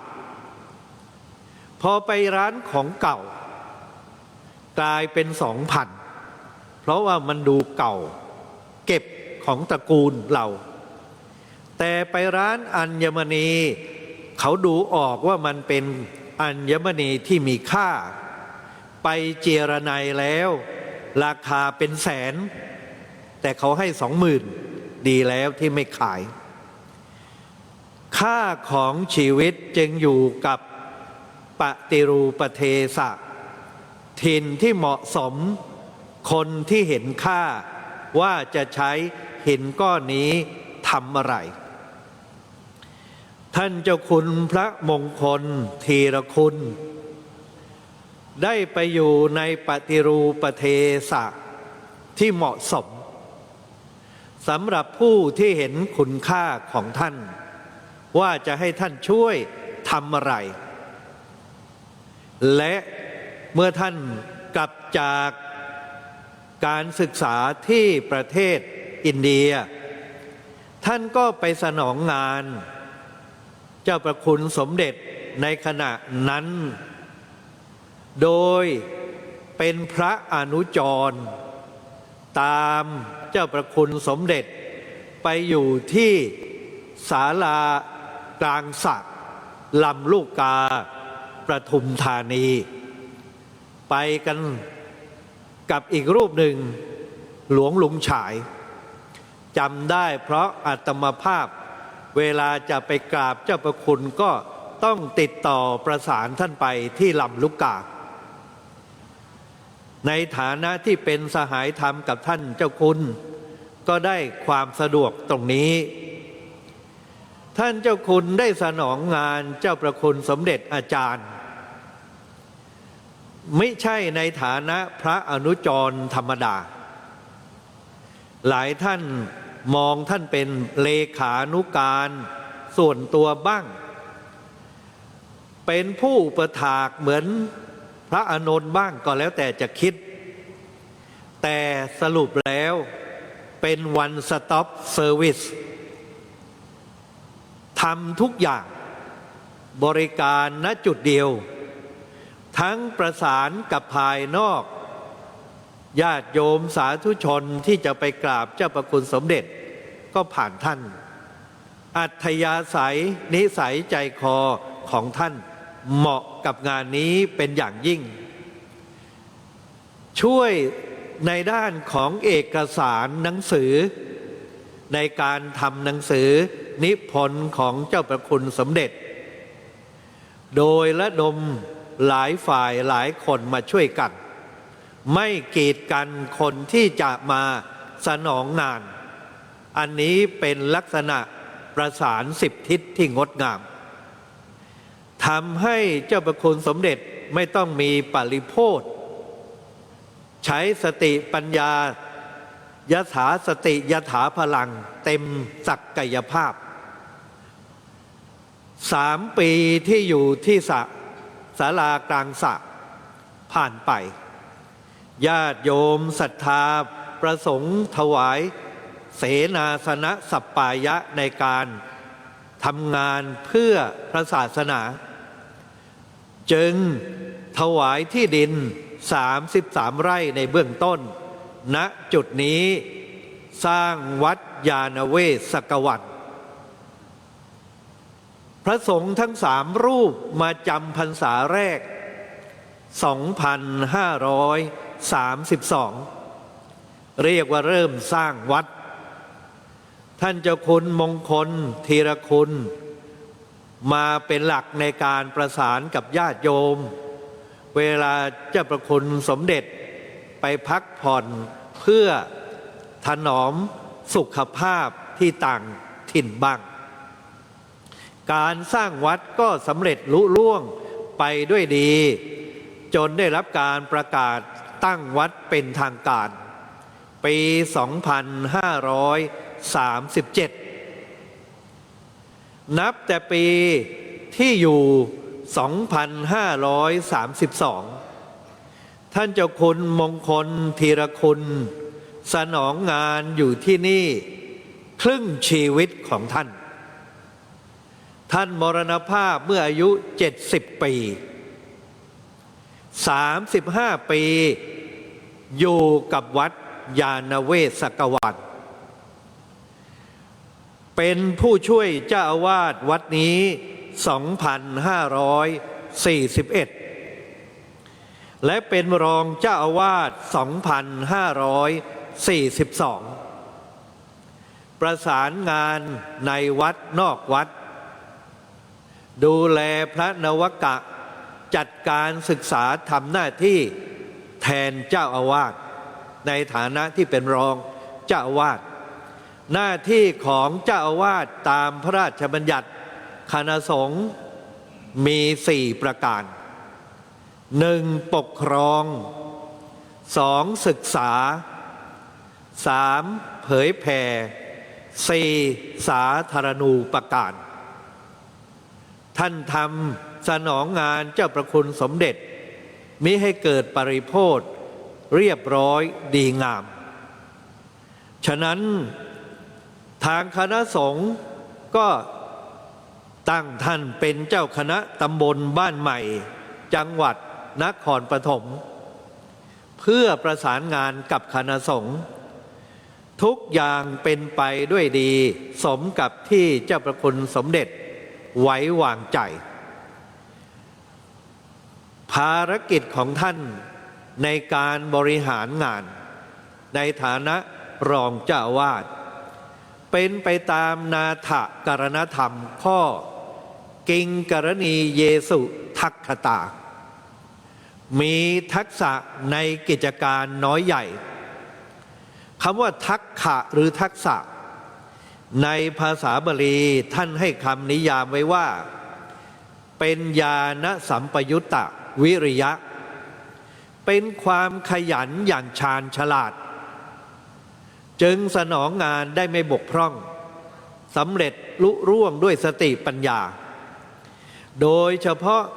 หน้าที่หลักของวัดยานเวศกวัน เราเรียกว่าวิสัยทัศน์ในการสร้างวัดเพื่อเป็นศูนย์กลางแห่งการให้ธรรมทานท่านเจ้าคุณพระมงคลธีรคุณมิได้ลืมเป้าหมายนี้ได้สนองงานอย่างเต็มที่มิได้สร้างถาวรวัตถุเสนาสนสถานเกินเป้าหมายแห่งการให้ธรรมทานสำเร็จเรียบร้อยเป็นสัปปายะงดงามเรียกว่าชีวิตของท่านสนองงานในด้านการเผยแผ่ธรรมะของเจ้าประคุณสมเด็จอาจารย์ของท่านอย่างยอดเยี่ยมและชื่อว่าได้ให้ชีวิตของท่านแก่การให้ทานที่ยิ่งใหญ่ก็คือธรรมทานสมดังบาลีนิเขปบทที่ได้ยกขึ้นไว้ณเบื้องต้นว่าสัพพทานังธรรมทานังชินาติการให้ธรรมะเป็นทานชนะการให้ทั้งปวงชีวิตของท่านเจ้าคุณอินสอนมีไว้เพื่อสนับสนุนส่งเสริมบทบาทของการให้ธรรมทาน อันเป็นยอดแห่งทาน ซึ่งเจ้าประคุณสมเด็จได้เป็นแบบอย่างแห่งธรรมทานนี้แก่ท่าน ทั้งสองฝ่ายทั้งอาจารย์และศิษย์ดำเนินกิจการไปในทิศทางเดียว ด้วยเห็นว่าธรรมทานเป็นเลิศเหนือกว่าอามิสทาน คือการให้สิ่งของทำไมธรรมทานจึงเลิศกว่าทานอื่น ก็ด้วยเหตุผลสองประการ ประการที่หนึ่งธรรมทานนั้นเป็นที่มาของทานอื่น เพราะฟังธรรมเพราะศึกษาธรรมะที่เป็นนิพนธ์ของเจ้าประคุณสมเด็จญาติโยมสาธุชนจึงบริจาคจตุปัจจัยไทยธรรมเป็นอามิสทานสร้างวัดยานเวศกวันอุปถัมภ์การพิมพ์นิพนธ์ของท่านและกิจการอื่นๆตามมาโดยที่ท่านไม่ต้องร้องขอเหตุเพราะธรรมทานนี่แหละจึงเกิดการสร้างวัดวาอารามกันทั่วประเทศไทยเป็นศาสนสถานเพื่อการให้ธรรมทานอันเป็นบทบาทหลักของพระสงฆ์ตามพระบาลีในพหุการสูตรที่พระพุทธเจ้าตรัสว่าสาคาราอนาคาราจะอุโภอานโยนยนิสิตาคฤหัสถ์ผู้ครองเรือนและบรรพชิตผู้เป็นอนาคาริกทั้งสองฝ่ายต่างอาศัยซึ่งกันและกันจึงจะปฏิบัติธรรมเพื่อพบความเกษมของชีวิตได้พระอัตถกถาจารย์ขยายความว่าที่ว่าอาศัยกันและกันก็คือคฤหัสถ์อาศัยธรรมทานจากฝ่ายบรรพชิตที่สั่งสอนธรรมะเป็นเทศนาหรือบทนิพนธ์ก็ตามได้ธรรมทานจากพระสงฆ์แล้วก็ปฏิการะตอบแทนแก่พระสงฆ์ด้วยอามิสทานเพราะฉะนั้นธรรมทานจึงเป็นจุดเริ่มต้นในการประกาศพระศาสนามิว่าในประเทศใดในถิ่นใดและนั่นแหละที่ทำให้พระพุทธศาสนาแพร่หลายเจริญรุ่งเรืองไปได้ธรรมทานจึงนำหน้าอามิสทานและเป็นบทบาทหลักของพระสงฆ์ที่จะปฏิการะตอบแทนคฤหัสถ์ทั้งหลายผู้ถวายอามิสทานจตุปัจจัยไทยธรรมอุปถัมภ์บำรุงประการที่สองที่ธรรมทานชนะทานทั้งหลายก็ด้วยเหตุผลที่ว่าเป้าหมายของการเข้าวัดปฏิบัติธรรมเพื่อบรรลุธรรมมิใช่เพื่อความมั่งคั่งทางอามิสทางวัตถุบุคคลไม่สามารถจะบรรลุธรรมเพราะอำนาจของเงินตราของจตุปัจจัยไทยธรรมที่สะสมทั้งฝ่ายบรรพชิตและคฤหัสถ์หากไม่มีการให้ธรรมะเป็นทานการบรรลุธรรมก็ยากที่จะมีขึ้น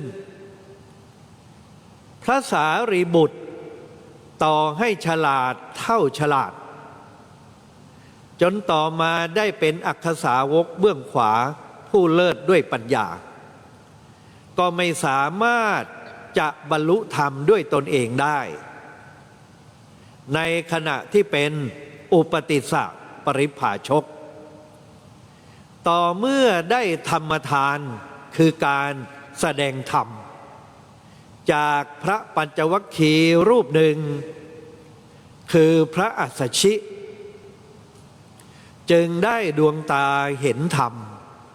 เป็นพระโสดาบัน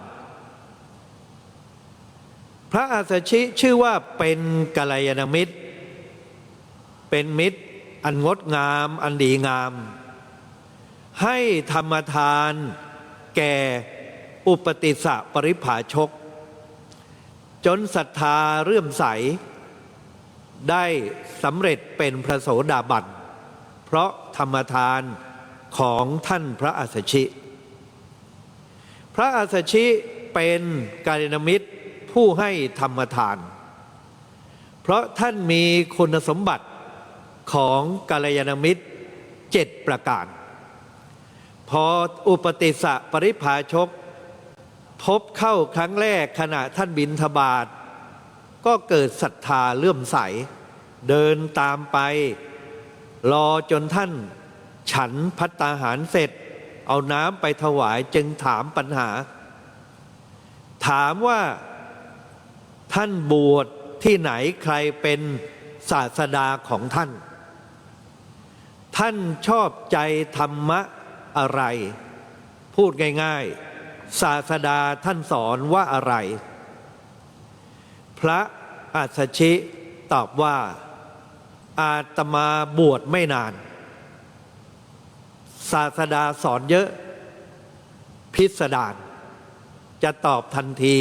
ก็คงไม่ได้อุปติสสะปริภาชกก็บอกว่าไม่ต้องพูดยาวเอาสั้นๆพระอัสสชิจึงตอบด้วยคาถา4 บาท1 นาทีก็เสร็จ2 นาทีก็น่าจะจบถ้าไม่แปลเยธัมมาเหตุปภวาเตสังเหตุงตถาคโตเตสัญจะโยนิโรโทจะเอวังวาทีมหาสมโนธรรมะเหล่าใดเกิดแต่เหตุพระพุทธเจ้าตรัสสอนเหตุแห่งธรรมะเหล่านั้นและความดับแห่งธรรมะเหล่านั้นพระมหาสมณะมีปกติสอนอย่างนี้ฟังเท่านี้อุปติสสะได้ดวงตาเห็นธรรมสำเร็จเป็นพระโสดาบันการที่พระอัสสชิตอบอย่างนี้และมาถึงจุดนี้ได้เพราะท่านมีกัลยาณมิตรธรรม7ประการปิโยน่ารักครุน่าเคารพภาวนีโยอบรมตนวัตตาพูดให้ได้ผลแค่เยธรรมาก็จบเลยเป็นพระโสดาบันวจนักขโมทนต่อยถ้อยคำคัมภีรัญจะกะถังกัตตาแถลงเรื่องลึกล้ำคำสอนที่ยากของพุทธศาสนาได้โนจัตถาเนนิโยชเยไม่แนะนำไปนอกทางพระศาสนา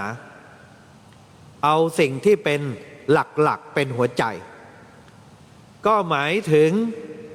ธรรมเหล่าใดเกิดแต่เหตุธรรมะในที่นี้ก็คือทุกข์เหตุก็คือสมุทัยความดับคือนิโรธ3 ข้อแค่นี้ก็อริยสัจ3 ข้อนี้ได้ดวงตาเห็นธรรม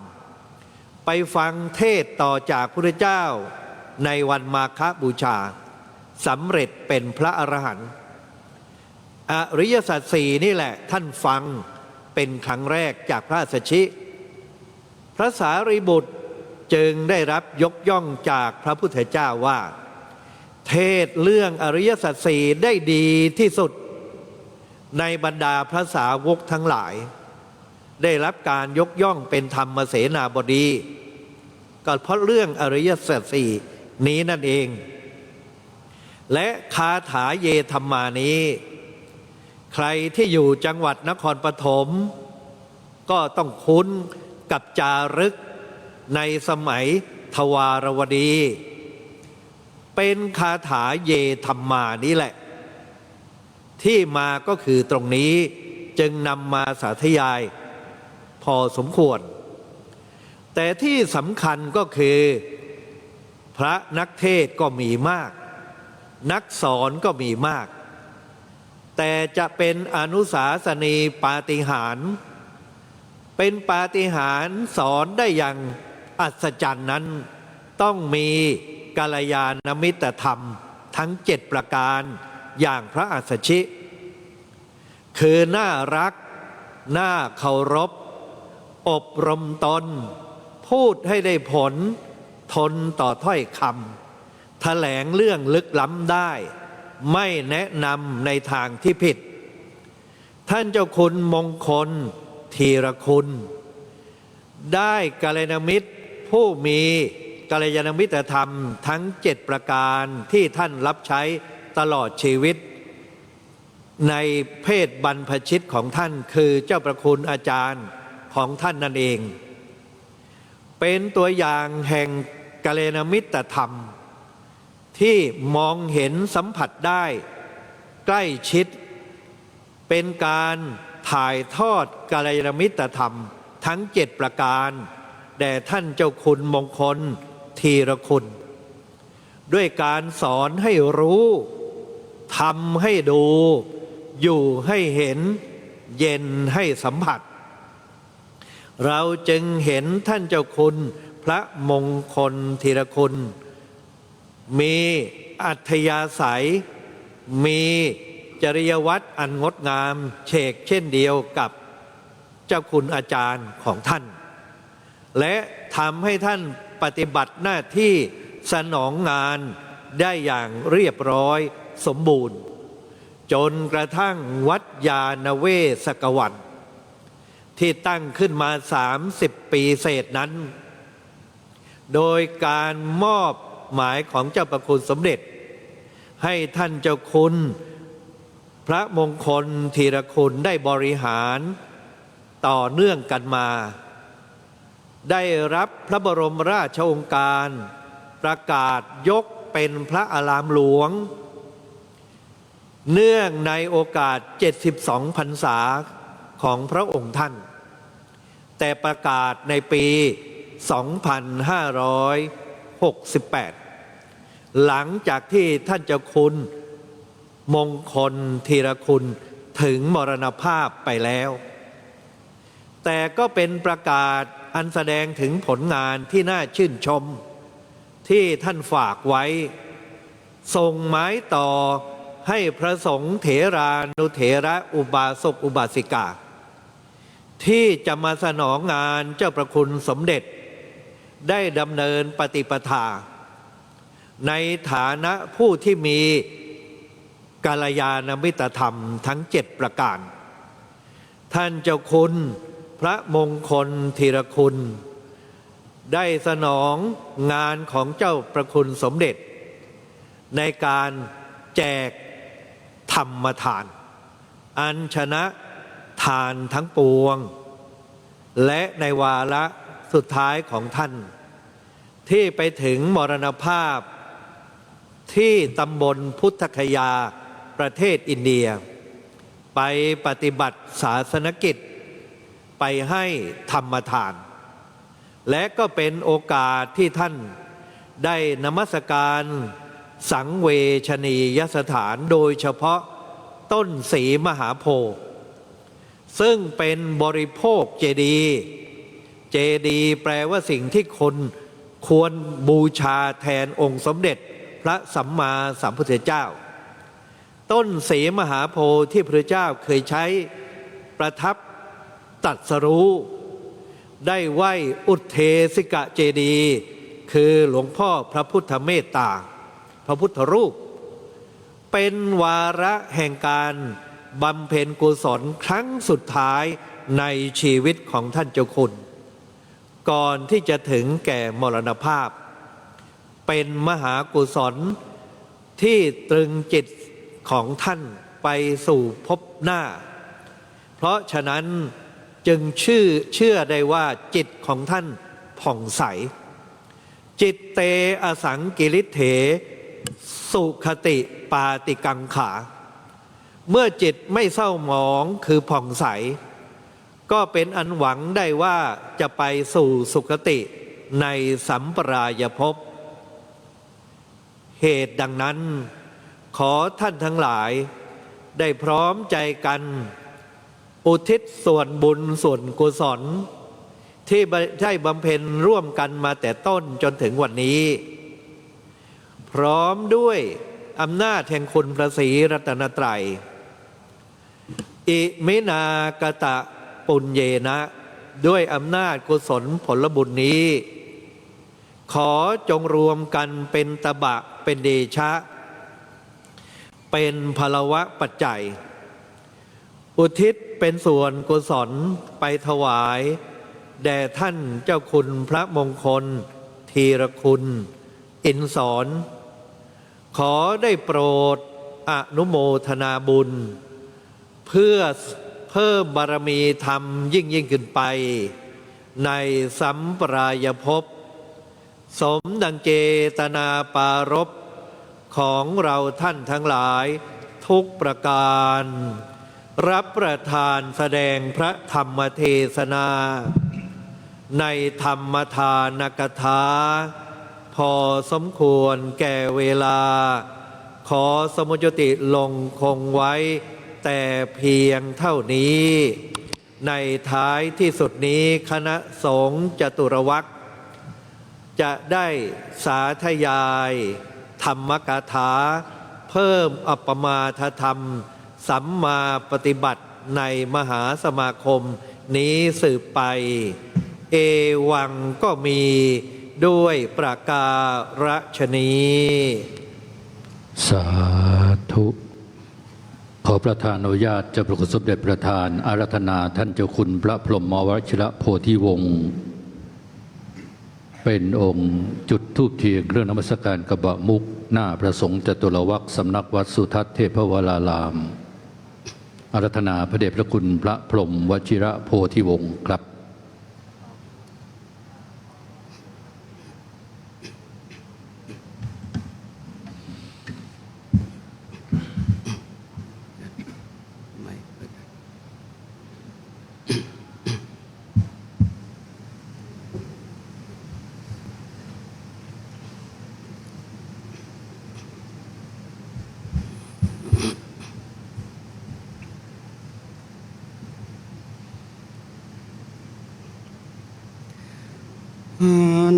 ธรรมยังพุทธัสสะภะคะวะโตปุปภาคณมการังกะโรมาเสนะโมตัสสะภะคะวะโตอะระหะโตสัมมาสัมพุทธัสสะนะโมตัสสะภะคะวะโตอะระหะโตสัมมาสัมพุทธัสสะนะโมตัสสะภะคะวะโตอะระหะโตสัมมาสัมพุทธัสสะสัพเพสังขารานิจจาติ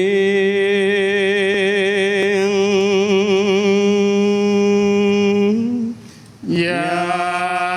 ถาปัญญายาปัสสติอาทานิพพินตติทุกเข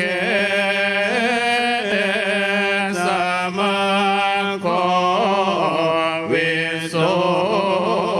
ทธิยาสัพเพสังขาราทุกขาติยะถาปัญญายาปัสสติ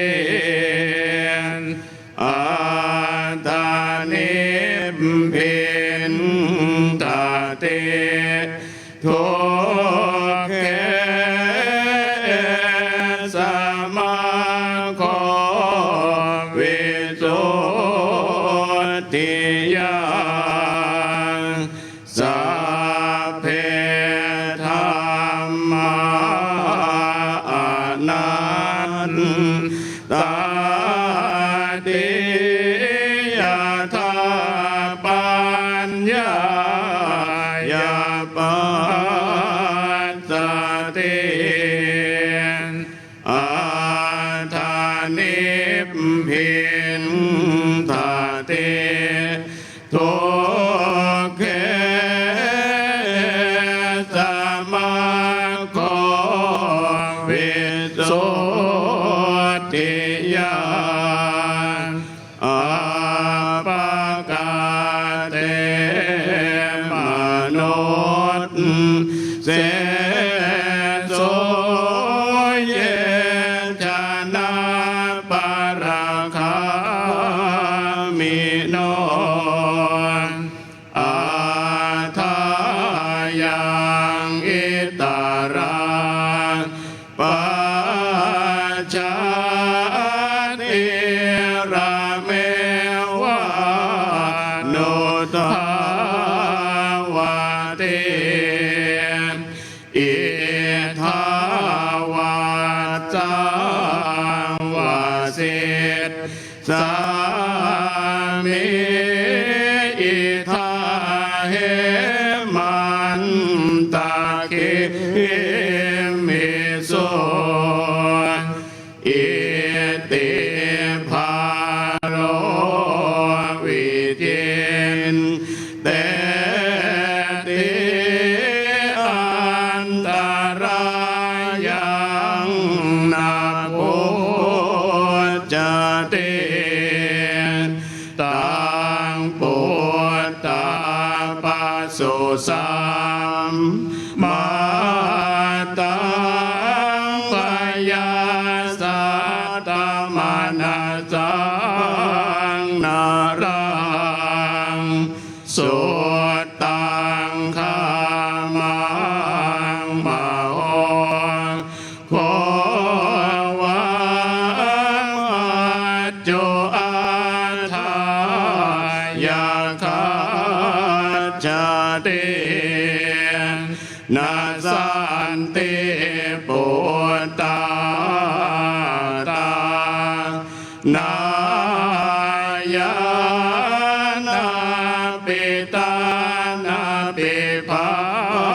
นตาวานอันทะเกนาติปันนาจานาติยาติสุตานาตาเอตมัทธาวาสังยัตตวาปันติโตสิลาสังโหโตนิพพานาคมานังมาคังเกปะเมวะเวโส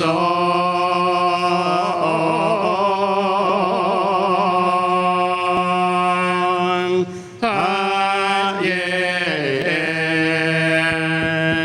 ติ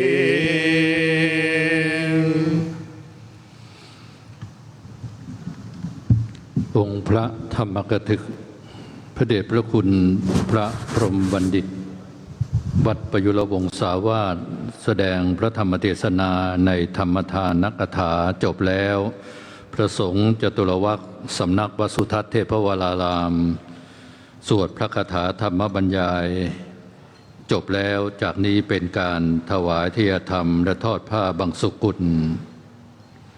ลำดับที่หนึ่งถวายเทียธรรมเครื่องกันเทศแด่องค์พระธรรมกถึกขอเรียนเชิญเจริญพร คุณโยมผู้ได้รับบัตรหมายเลข 11 ประเคนถวายเครื่องกันเทศและคุณโยมผู้มีเกียรติผู้ได้รับบัตรหมายเลข 12 ถึงหมายเลข 15 ถวายทายธรรมลำดับที่ 11 ถวายการเทศแก่พระเดชพระคุณพระพรหมบัณฑิตองค์ที่ 1ลำดับที่ 12 ถึง 15 ถวายทายธรรมพระสงฆ์จตุรวรรคลำดับที่ 2 ถึงลำดับที่ 5เรียนเชิญเจริญพรด้วยความเคารพอย่างสูงครับโดยผมได้อ่านหนังสือที่ระลึกในการบำเพ็ญกุศลศพท่านเจ้าคุณพระมงคลทีละคุณอ่านไปถึงหน้าที่ 7ไปพบข้อความที่ยิ่งใหญ่มากเป็นลิขิตของหลวงพ่อสมเด็จที่ปรารภธรรมกับญาติโยมข้อความปรากฏอยู่ในหน้าที่ 7หลวงพ่อสมเด็จได้ปรารภถึงคุณของท่านเจ้าคุณพระมงคลทีละคุณว่าเป็นผู้มีคุณต่อวัดและอยู่วัดนี้มามากกว่าเจ้าอาวาสคือเจ้าพระคุณสมเด็จอาจารย์หลวงพ่อสมเด็จอาจารย์นั้นอยู่ที่วัดในฐานะเจ้าอาวาส17 ปี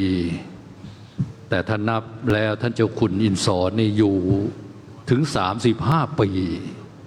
พอหลวงพ่อสมเด็จนั้นมีความไม่สะดวกเกี่ยวกับสุขภาพซึ่งต้องไปหาที่หายใจตามที่ศัพท์ที่ท่านอาจารย์เจ้าคุณสมเด็จบอกข้อความสำคัญที่หลวงพ่อสมเด็จลิขิตก็คือขอให้ถือว่าการถึงแก่มรณภาพของท่านเจ้าคุณมงคลทีละคุณคือความสำคัญเท่ากับการมรณภาพของเจ้าอาวาสท่านต้องไปอ่านเอาเองนะอ่านแล้วท่านจะขนลุกเลยก็แล้วกันนี่คือหัวใจที่บริสุทธิ์ของเจ้าพระคุณสมเด็จอาจารย์ซึ่งเห็นคุณของพระคู่บุญพระผู้มีคุณแล้วก็ยังมีเรื่องที่สำคัญอีกมากมายที่ปรากฏซึ่งเป็นข้อลิขิตของหลวงพ่อเจ้าพระคุณสมเด็จแต่ที่ผมถือว่าเป็นความยิ่งใหญ่ก็คือลิขิตที่เจ้าพระคุณว่าขอให้ถือว่าการถึงแก่กรรมของท่านเจ้าคุณมงคลทีละคุณถือเป็นความสำคัญเท่ากับการมรณภาพของเจ้าวาดผมเป็นพิธีกรมา40 ปีนะ10,000 กว่าศพแล้วเนี่ยยังไม่เคยเห็นข้อความแบบนี้นะนี่คือข้อความของอาจารย์ที่มีต่อศิษย์อาจารย์ผู้บริสุทธิ์ต่อศิษย์ผู้กตัญญูทำให้ระลึกได้ว่าจะดูว่าอาจารย์ดีอย่างไรก็ให้ดูลูกศิษย์จะดูว่าลูกศิษย์ดีอย่างไรก็ให้ดูอาจารย์คนเดินตามกับคนเดินนำเนี่ยไม่ต่างกันเท่าไหร่หรอกทั้งโยมทั้งพระแหละจากนี้จะเป็นการบำเพ็ญกุศลทอดผ้าบังสุกุลในกำหนดการนี้ในนามของวัดยานเวศกวันขออาราธนาพระราชาคณะผู้เป็นญาติผู้มีนามต่อไปนี้นะครับทอดผ้าบังสุกุล 1. พระเดชพระคุณพระราชวชิระสุตาภรณ์เจ้าคณะจังหวัดนครปฐม 2. พระเดชพระคุณท่านเจ้าคุณพระราชโพธิวิเทศวชรมุนีเจ้าวาดวัดไทยกุสินาราเฉลิมราชในร่มบารมีของพระเดชพระคุณพระพรหมวชิระโพธิวงศ์หัวหน้าคณะพระธรรมทูต 3. พระเดชพระคุณพระโพธิวิเทศวัชรสุดพระธรรมทูตในร่มบารมีของหัวหน้าคณะพระธรรมทูตหลวงพ่อ 4. พระโพธิวิเทศวชิโรดมพระธรรมทูตในร่มบารมีของหลวงพ่อหลวงสมเด็จและ 5. พระศรีสุทธิเวทีผู้ช่วยเจ้าวาดวัดอรุณราชวรารามท่านอาจารย์เจ้าคุณขวัญ นะครับวันนี้ต้องขออนุโมทนาหลวงพ่อเจ้าคณะจังหวัดนครปฐมนะครับหลวงพ่อมาในวันนี้ไม่ได้มาด้วยฎีกานิมนต์ในพิธีการต่างๆนะครับไม่มีชื่อหลวงพ่อในฎีกานะแต่หลวงพ่อมาในฐานะเจ้าภาพที่สนองงานหลวงพ่อสมเด็จเจ้าวาดถือว่าเป็นญาติเป็นผู้สนองงานเป็น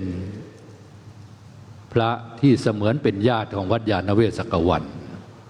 และอีก4 รูปนั้นถือว่าเป็นคณะพระธรรมทูตโดยเฉพาะท่านเจ้าคุณพระราชโพธิวิเทศวชรมุนีนี่ก็คือมือขวาของหลวงพ่อพระพรหมวชิระโพธิวงศ์นะครับ อนิจจาวัตสังขาราอุปาทวยธรรมิโนอุปัชชิตวานิรุชชันติสังอุปัสสโมสุโข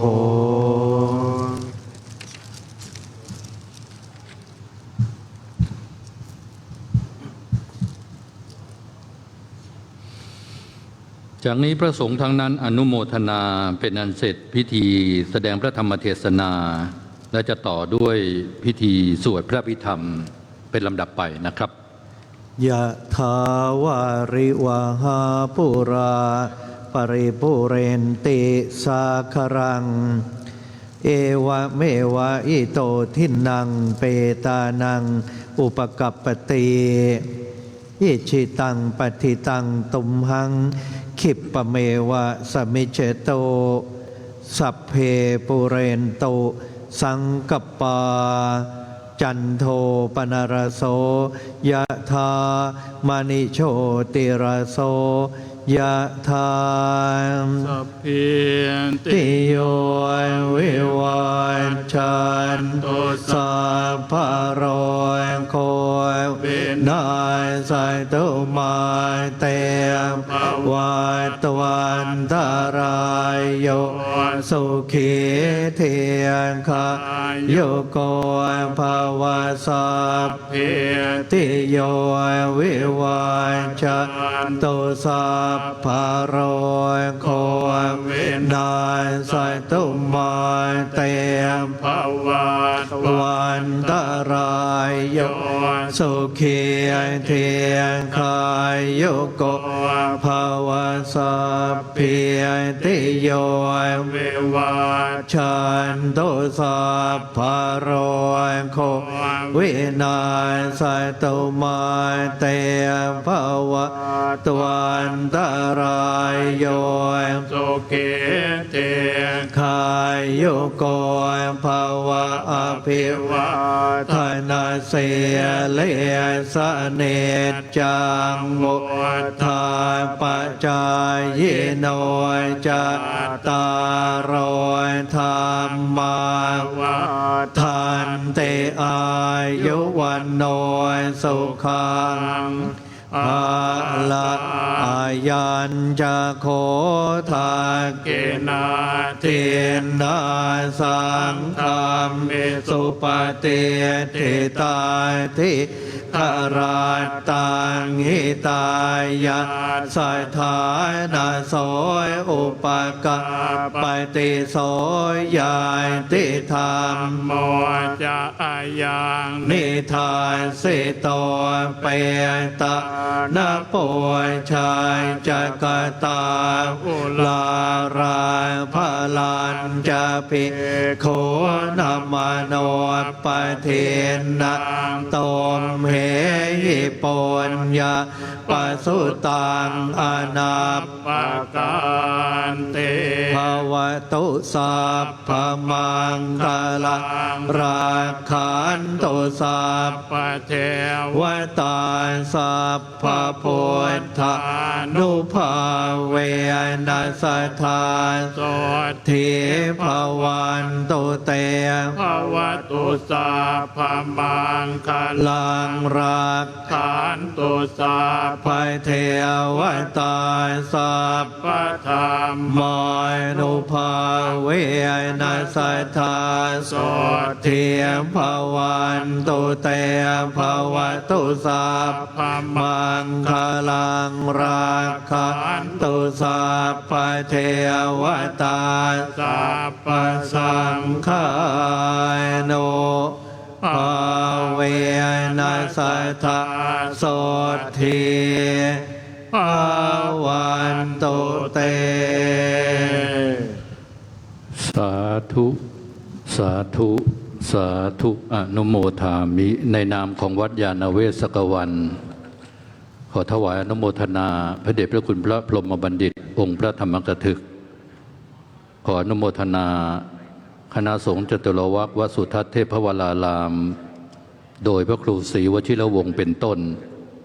ในการกำหนดการที่สำเร็จเรียบร้อยลงนั้น ในกำหนดการต่อไปจะเป็นกำหนดการสวดพระพิธรรมอารัธนาพระสงฆ์จตุรวรรคหนึ่งพระครูประหลัดพงษ์พันธ์วังสะวโรวัดเดชานุสรณ์สองอารัธนาพระประหลัดสุภเกียรติสุภกิติวัดปรีดารามสามอารัธนาพระใบดีกาจตุพรจิตตากาโลวัดจินดารามและสี่อารัธนาพระตรีเนตรกิติทีโรวัดบางช้างใต้นครปฐมอารัธนาด้วยความเคารพอย่างสูงในกำหนดการสวดพระพิธรรมซึ่งเป็นกำหนดการที่สุดของการบำเพ็ญกุศลในวันนี้อันหนึ่งกระผมได้รับข้อมูลสำคัญจากฝ่ายคณะกรรมการฝ่ายจัดทำหนังสือ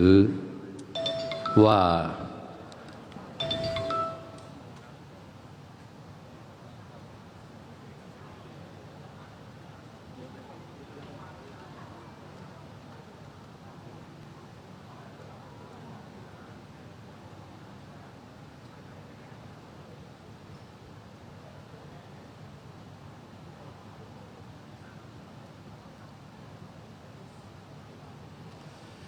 มีประกาศจากคณะกรรมการฝ่ายหนังสือฝากประชาสัมพันธ์เรื่องที่เราอยากฟังเรื่องที่เราอยากฟังก็คือทางวัดจะมอบหนังสือที่ระลึกให้แก่ท่านสาธุชนทุกท่านครอบครัวละ1 ชุดในทางปฏิบัติ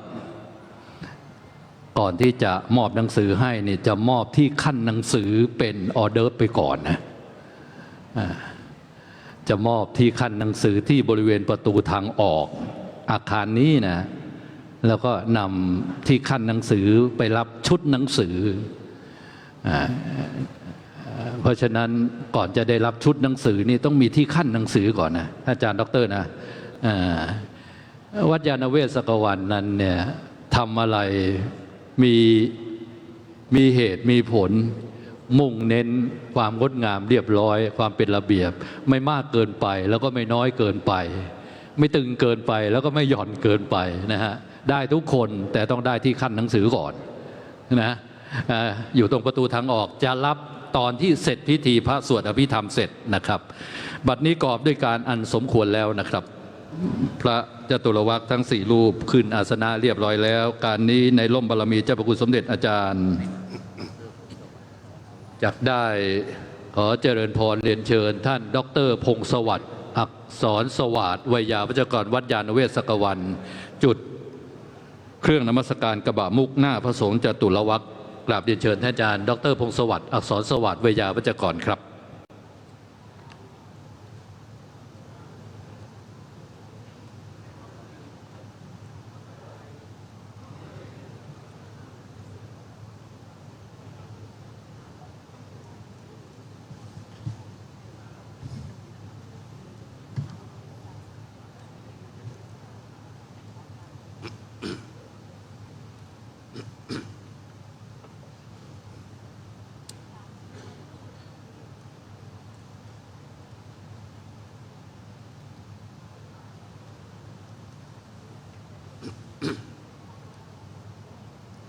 นะโมตัสสะภะคะวะโตอะระหะโตสัมมาสัมพุทธัสสะนะโมตัสสะภะคะวะโตอะระหะโตสัมมาสัมพุทธัสสะนะโมตัสสะภะคะวะโตอะระหะโตสัมมาสัมพุทธัสสะกุศลธรรมะอกุศลธรรมะอภยกตธรรมะกตเมธรรมะกุศลายสมิงสัมเยกามาวจรังกุศลังทิฏฐังอุปันนังโหติโสมนัสสะสหคตังญาณสัมปยุตตังรูปารัมมนังวาสา ทาลัมมนังวาคันธาลัมมนังวาดัสสารัมมนังวาพุทธาปารัมมนังวาธัมมารัมมนังวายังวาปนาราปตัสมิงสัมมาเยปัสโสโหติอวิเคปโหติเยวาปนาตัสมิงสัมมาเยอันเยปิยติปฏิจะสมุปปันนาอรูปิโนธัมมาหิเมธัมมากุศลังปัญจขันธารูปขันโทเวทนาขันโทสัญญาขันโทสังขาราขันโทวิญญาณขันโทตัตกตมุรูปขันโทยังกินติรูปังอติตานาคตปัจจุปันนังอาจัตตังวาปหิทาวาโอลาลิกังวาสุขุมังวาหินังวาปณิตังวายังทัวเลวาสันติเกวาตเทกาชังอภิสัญโยหิตวาอภิสังคิปิตวายังวุจติโรปักขันโทสังฆโหอสังฆโหสังฆอิเตนะสังฆอิตังอสังฆอิเตนะสังฆอิตังสังฆอิเตนะสังฆอิตังอสังฆอิเตนะอสังฆอิตังสัมปโยโควิปโยโคสัมปโยเตนะวิปโยตังวิปโยเตนะสัมปโยตังอสังฆอิตังปัญญาติโยขันธปัญญาติอายตนะปัญญาติธาตุปัญญาติสัจจะปัญญาติอินทรียปัญญาติโภคลปัญญาติกิตาวตาโภคลานังโภคลปัญญาติสมัยวิโมตโตอสมัยวิโมตโตโกปะธัมโมอะโกปะธัมโมปริหานธรรมโมอปริหานธรรมโมเจตนาภาโพอนุรักษนาภาโพพุทโธชโนโพตระโพพโยปะระโตอภโยปะระโตปัปภาคมโนอภาภาคมโนนิยโตอนิยโตปฏิปันนะโพปะเลทิโตอะระหะอะระหะตายปฏิปันโนปุคโลอุปลาปฏิสัจจิกาทปรมาเทนาติอา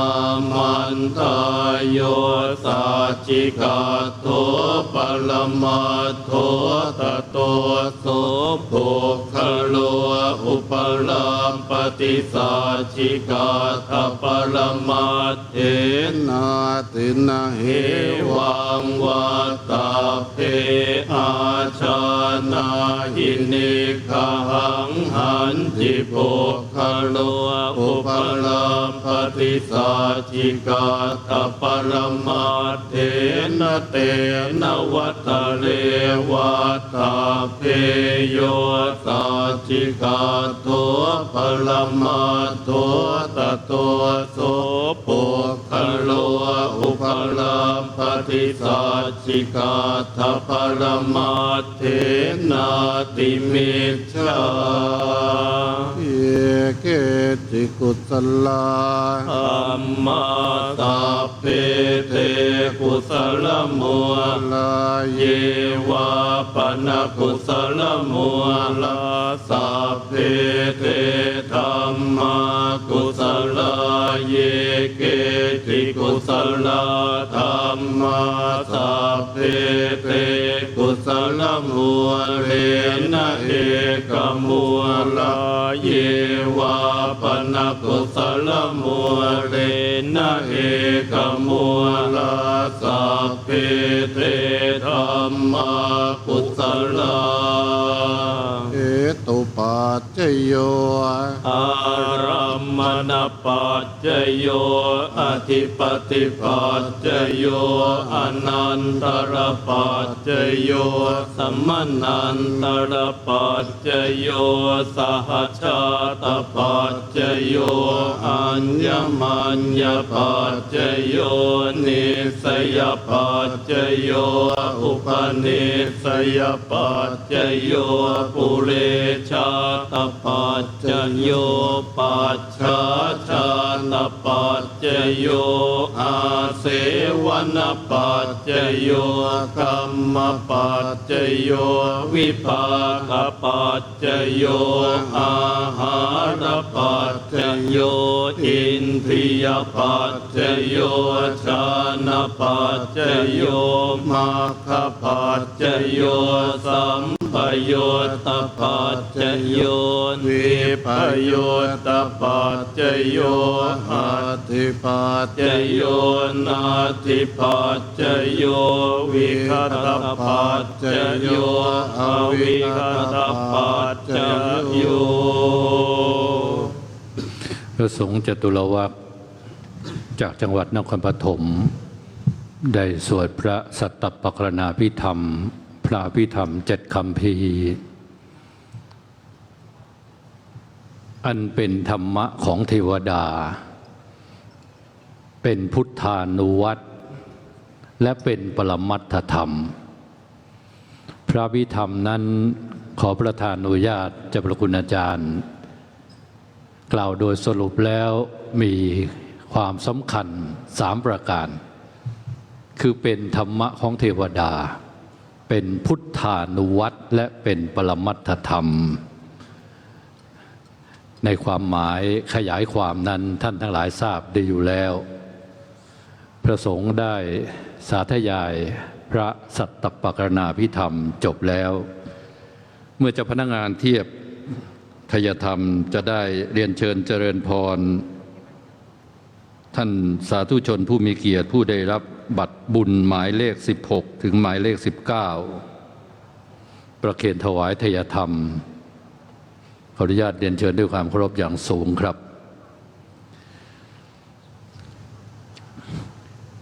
ท่านเจ้าคุณมงคลทีละคุณพระคู่บุญพระพุทธโฆษาองค์สมเด็จปราดเปลืองเรืองปัญญาเหมือนกับแขนข้างขวาของอาจารย์ได้ร่วมสร้างอารามนามวิเศษยานเวศกวันโรโหฐานเป็นที่อยู่พระสงฆ์ผู้ทรงญาณเหมาะแก่การค้นคว้าศึกษาธรรมครับเรียนเชิญท่านผู้มีเกียรติลำดับที่16ถึง19ประเคนทยธรรมครับท่านได้ทำหน้าที่มิมัวหมองทั้งด้านการปกครองการศึกษาทุ่มเททั้งแรงกายแรงปัญญาเพื่อศาสนาสถิตนิจนิรันดร์ บัดนี้ท่านเจ้าคุณสิ้นบุญลง แต่พวกเรายังคงดำรงมั่น ความศรัทธาความรักความผูกพันยังเหมือนวันทำงานร่วมกันมา ขอกุศลที่ทำหนุนนำส่ง ให้เจ้าคุณมุ่งตรงสู่ชั้นฟ้า และเกิดแสงสว่างทางปัญญา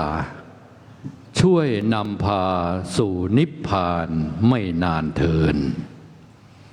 คณะสงฆ์จังหวัดนครปฐมมีพระเดชพระคุณพระราชวชิระสุตตาภรณ์เจ้าคณะจังหวัดนครปฐมเป็นประธาน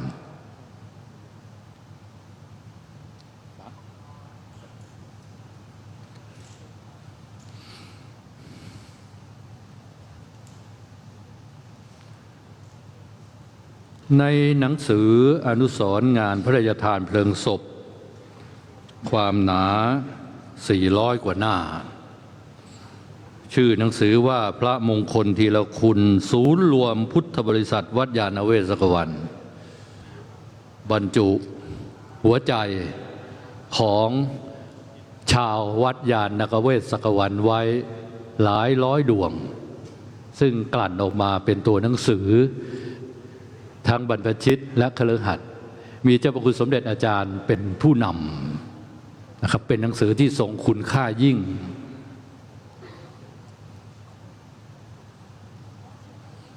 ทุกท่านจะได้รับนะครับแต่ว่าก่อนจะได้รับต้องรับบัตรที่ขั้นหนังสือก่อนนะครับในการทอดผ้าไตรบางสุกุลการนี้ในร่มบารมีเจ้าพระคุณสมเด็จเจ้าวาดขอนิมนต์พระสงฆ์4 รูปต่อไปนี้นะครับ 1. พระครูประสิทธิ์สรคุณ 2. พระครูประคุณสรกิจ 3. พระครูวรวงศ์ 4. พระครูวินัยธรชัยยศรัตนาทั้ง4 รูปครับพูดถึงตำแหน่งพระครูแล้วก็ฟังเทศที่เจ้าคุณอาจารย์พระพรหมบัณฑิตเทศนี่ทำให้ผมนึกอะไรขึ้นมาได้อย่างผมสงสัยเสมอว่าเจ้าคุณอินสอนเนี่ยเป็นเลขาหรือว่าเป็นลูกศิษย์หลวงพ่อสมเด็จมาได้ความจริงจากท่านเจ้าคุณนพพรท่านบอกว่าเป็นเลขาเนี่ยคงไม่เหมาะนะเพราะว่าเลขามันจะต้องมีตำแหน่งพ่วงเลขาของนายกเลขาของรัฐมนตรีเลขาของเจ้าคณะนั้นเจ้าคณะนี้แต่หลวงพ่อสมเด็จไม่มีตำแหน่งเพราะฉะนั้นคงจะเรียกว่าเป็นเลขาคงไม่ได้ควรจะเรียกว่าพระประหลัดส่วนจะมีความหมายยังไงเดี๋ยวพรุ่งนี้ผมเล่าให้ฟังนะฮะ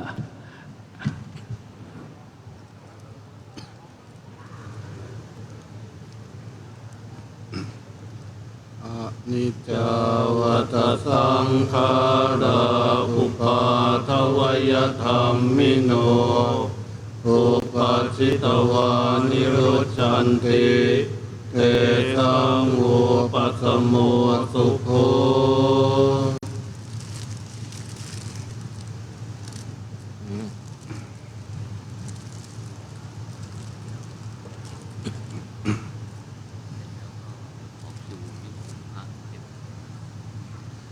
ยะถาวาริวหาปุราปาริปุเรนติสาครังเอวะเมวะอิโตทินังเปทานังอุปกปปติอิจิตังปฏิตังตุมหังคิปะเมวะสมิจตุสัพเพปุเรนตุสังกปาจันโทปนรสโสยะถามณิโชติรสโสยะถาสัพพิติโยวิวัชชันตุสัพพะโรโควินาศตุมาเตภวันวันตรายโยสุขีทีขายุโกภวสัพพิติโยวิวัชชันตุสัพพะโรโควินาศตุมาเตภวันวันตรายโยสุขีทีขายุ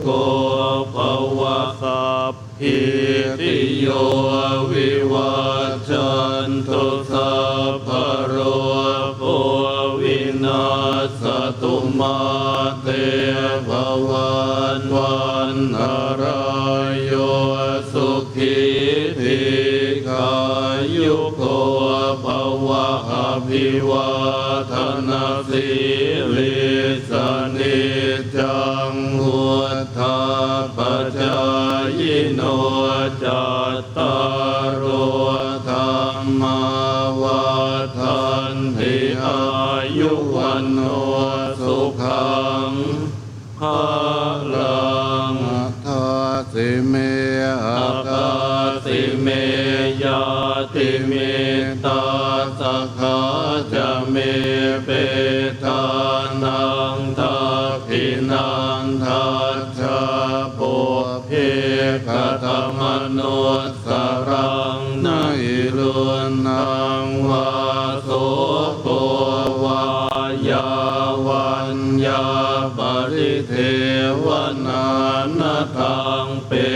ตานามัฏฐายะเอวังติดันติยาตโยอายัญจะโพธาคินาทินาสังฆามิสุปฏิทิตาทิขลาตังหิตายาสถานาโสอุปการปฏิโสยาติธรรมโมจะยังนิทัสสิโตเปตานาปุชาจักตาอุลาลาภลัญจะภิกขุนมโนปฏินังตุมเหหิปุญญังปสุตังอนัปปกันติภวตุสัพพมังคลังรักขันตุสัพพเทวตาสัพพพุทธานุภาเวนัสสทธาโสทิภวันตุเตภวตุสัพพมังคลังรักขันตุสัพพเทวตาสัพพธรรมานุภาเวนัสสทธาโสทิภวันตุเตภวตุสัพพมังคลังรักขันตุสัพพเทวตาสัพพสังฆานุภาเวนัสสทธาโสทิภวันตุเต เชิญทุกท่านกราบพระรัตนตรัยเป็นอันเสร็จพิธีการบำเพ็ญกุศลในวันนี้ครับอะระหังสัมมาสัมพุทโธภควาพุทธังภควันตังอภิวาเทมิสวากขาโตภควตาธัมโมธัมมังนัมสสามิสุปฏิปันโนภควโตสาวกสังโฆสังฆังนะมามิ ต่อไปอาราธนาท่านอาจารย์เจ้าคุณพระเมธีวชิรกวีได้ปรารภ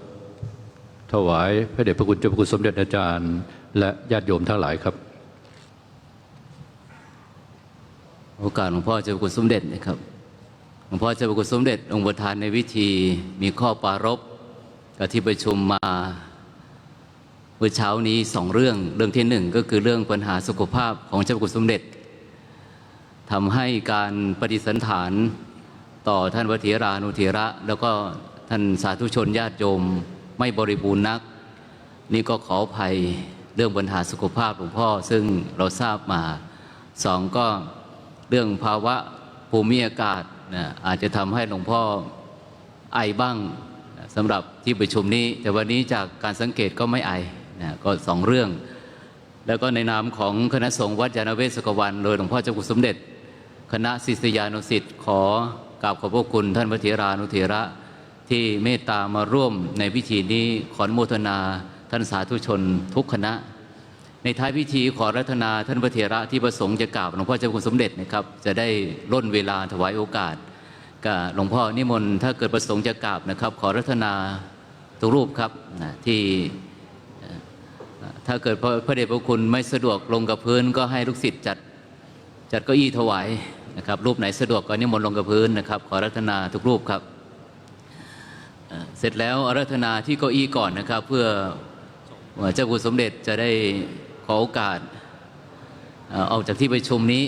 เพื่อความเป็นระเบียบเรียบร้อยส่วนญาติโยมก็ไม่อยู่ในข่ายจะกราบก็ส่งใจมา เพราะอยู่ไกลด้วยแล้วก็โยมมากันเยอะถ้าเกิดจะเข้ากราบทุกท่านเหมือนพระนี่จะลำบากหน่อยศาลาจะไม่พอพระนั้นยังพอได้มีพื้นที่พอสมควรระดับหนึ่งนะเมื่อหลวงพ่อปฏิสันถานต่อท่านพระเถรานุเถระโดยยิ่งเฉพาะวันนี้พระเดชพระคุณพระพรหมวชิระโพธิวงศ์ซึ่งเป็นพระธรรมทูตผู้ใหญ่ถวายความสะดวกให้สรีระของท่านเจ้าคุณพระมงคลเทระคุณกลับจากอินเดียถึงวัดยานเวศกวันในช่วงเวลาไม่กี่ชั่วโมงหลังจากการที่ท่านถึงแก่มรณภาพก็ด้วยความเมตตาของพระเดชพระคุณพร้อมทั้งคณะพระธรรมทูตซึ่งในวันนี้พระเดชพระคุณมาพร้อมกับพระเดชพระคุณพระราชโพธิวชิระวัชรมุนีท่านเจ้าคุณโพธิวิเทศวัชรวิสุทธิ์ท่านเจ้าคุณโพธิวิเทศวชิโรดมได้อำนวยความสะดวกและที่สำคัญคือวันนี้หลวงพ่อจังหวัดพระเดชพระคุณพระราชวชิรสุตาภรณ์สนจังหวัดนครปฐมพระเดชพระคุณมาในเรียกว่าฐานะเป็นญาติผู้ใหญ่ของคณะสงฆ์วัดยานเวศกวันเพราะพระเดชพระคุณเป็นเจ้าหน้าที่จังหวัดน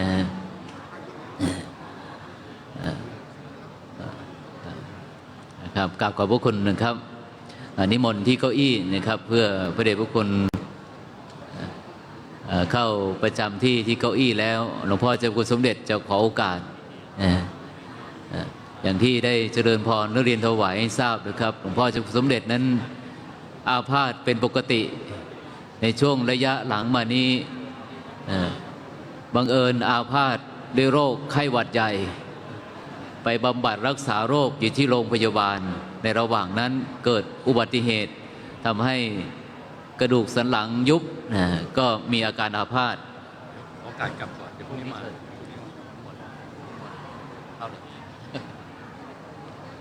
ครับดังที่ท่านเจ้าคุณพระเมธีวชิรกวีได้เรีย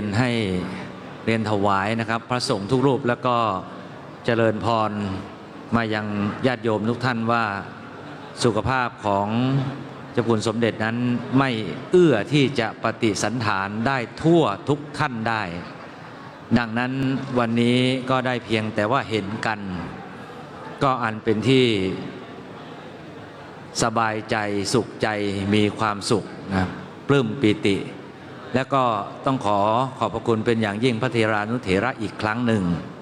แล้วก็ญาติโยมอนุโมทนา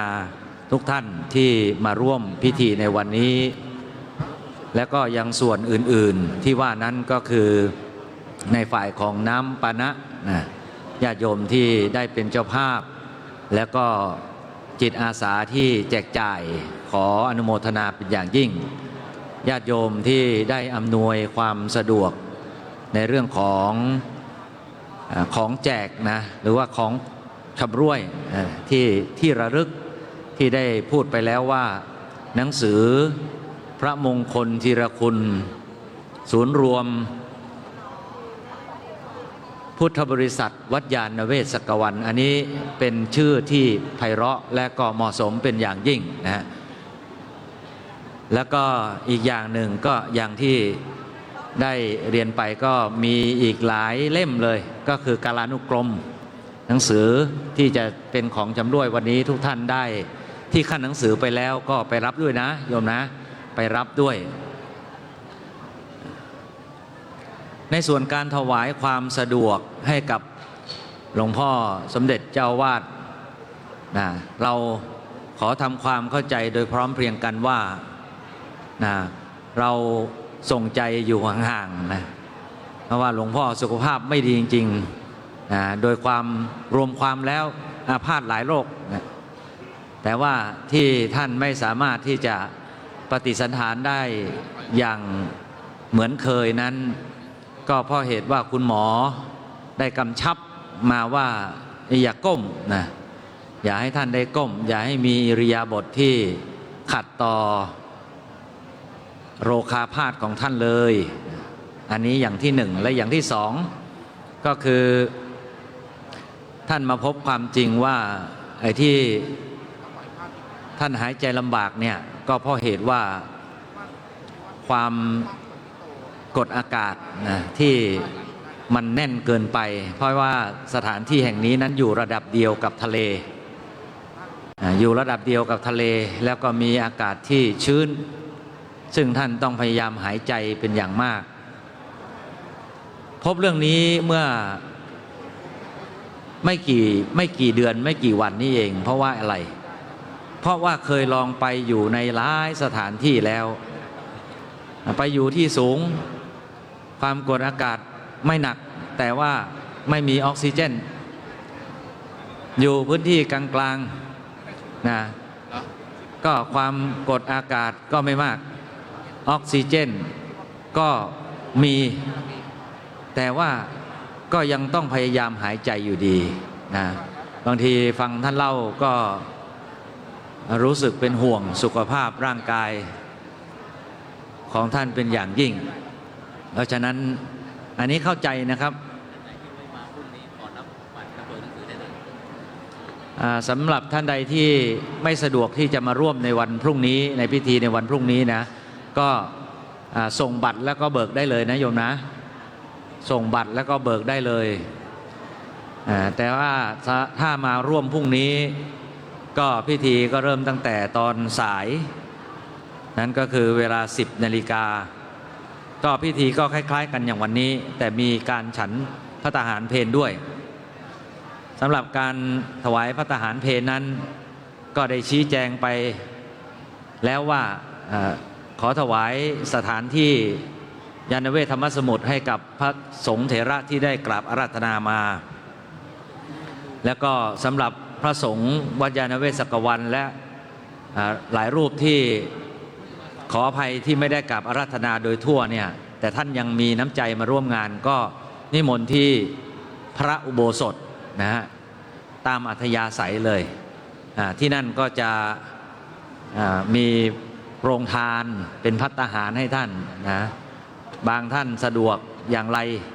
ก็ตามอัธยาศัยนะฮะแต่ว่าญาติโยมพุทธบริษัทวัดยานเวศกวันทุกท่านก็เต็มใจที่จะถวายส่วนสถานที่นั้นก็ต้องเป็นไปตามความเหมาะสมตามความเหมาะสมก็หมายความว่ามีเท่าไหร่ก็เท่านั้นสำหรับวันนี้ดูการประกอบพิธีแล้วก็เป็นไปด้วยความเรียบร้อยศาลาเต็นท์ข้างยานเวทธรรมศาลานี้แทบจะไม่ได้ใช้แสดงว่าวันพรุ่งนี้นั้นก็อาจจะไม่ต้องกังวลในเรื่องของสถานที่ทีนี้ประชาสัมพันธ์ถึงญาติโยมที่มาจากเชียงรายนะคณะศรัทธาวัดป่าอ้อดอนชัยถ้าได้ยินเสียงนี้แล้วก็พรุ่งนี้ในภาคตอนเย็นหลังจากที่มีการถวายพระราชทานเพลิงเป็นที่เรียบร้อยแล้วนั้นก็จะเป็นการวางดอกไม้จันทร์ซึ่งการวางดอกไม้จันทร์นี้จะให้ขออนุญาตนะญาติโยมทุกท่านว่าหลังจากที่พระสงฆ์ประธานในพิธีวางเสร็จจะขอให้คณะศรัทธาวัดป่าอ้อดอนชัยเนี่ยวางเสียก่อนเพราะว่าท่านจะมีกิจกรรมต่ออยู่ไกลด้วยนะป่าอ้อดอนชัยต้องวางก่อนพรุ่งนี้จะขออนุญาตอย่างนี้นะแล้วหลังจากนั้นจึงเป็นคณะญาติโยมโดยทั่วไปแล้วก็จบพิธีเสร็จพิธีในเวลาเดียวกันในวันพรุ่งนี้เวลาประมาณ 16 นาฬิกาโดยประมาณนะครับสำหรับพรุ่งนี้นั้นหลวงพ่อเจ้าพระคุณสมเด็จพระพุทธโฆษาจารย์ก็เป็นประธานในพิธีอยู่เหมือนเดิมนะครับแล้วก็ได้รับเมตตาจากเจ้าพระคุณสมเด็จพระมหาวีระวงศ์ กรรมการมหาเถรสมาคมแม่กองธรรมสนามหลวงนะครับมาร่วมพิธีเป็นสองสมเด็จในวันพรุ่งนี้ แล้วก็กราบขอบคุณคณะสงฆ์จากวัดพระพิเรนวันนี้โดยการนำของท่านอาจารย์พระมหาปรีชาประพังกโล ที่ได้เมตตานำศิษยานุศิษย์พระภิกษุสงฆ์องค์สามเณรวัดพระพิเรนมาร่วมพิธีในคราวครั้งนี้ น้ำใจที่ท่านมีต่อวัดยานเวศกวันนั้นจดจำไม่ลืมแน่นอน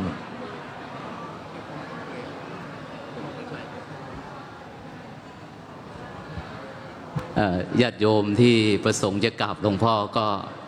ขอแบบสรุปนะโยมนะ อย่างที่ว่าเนี่ยถ้าเกิดมาได้ก็มากราบ แต่ถ้าอยู่ไกลหรือประสงค์จะถวายโอกาสหลวงพ่อได้พักก็ส่งใจมา หรือถ้าส่งมาตัวไม่สะดวกมาก็ส่งสายตามาโยมจะได้ถวายโอกาสให้หลวงพ่อได้พักอย่างเนื่องจากว่าสุขภาพหลวงพ่อไม่ค่อยแข็งแรงอย่างที่เราทราบนะจ๊ะแล้วก็ใช้เวลามา2 ชั่วโมงเศษแล้วเราขอโมทนาทุกท่านนะส่วนที่ร่วมพิธีเสร็จจะรับหนังสือท่านพระครู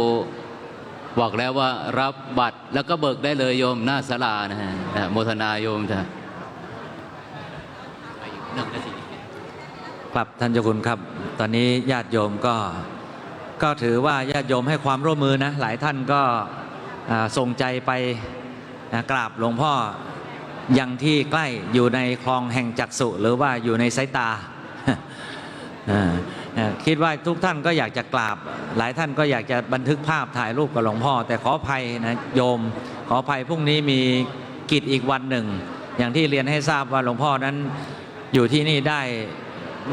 ไม่นานนักนะเพราะว่าจะมีโรคาพาธกำเริบนะเรื่องนี้เราต้องเข้าใจการรักษา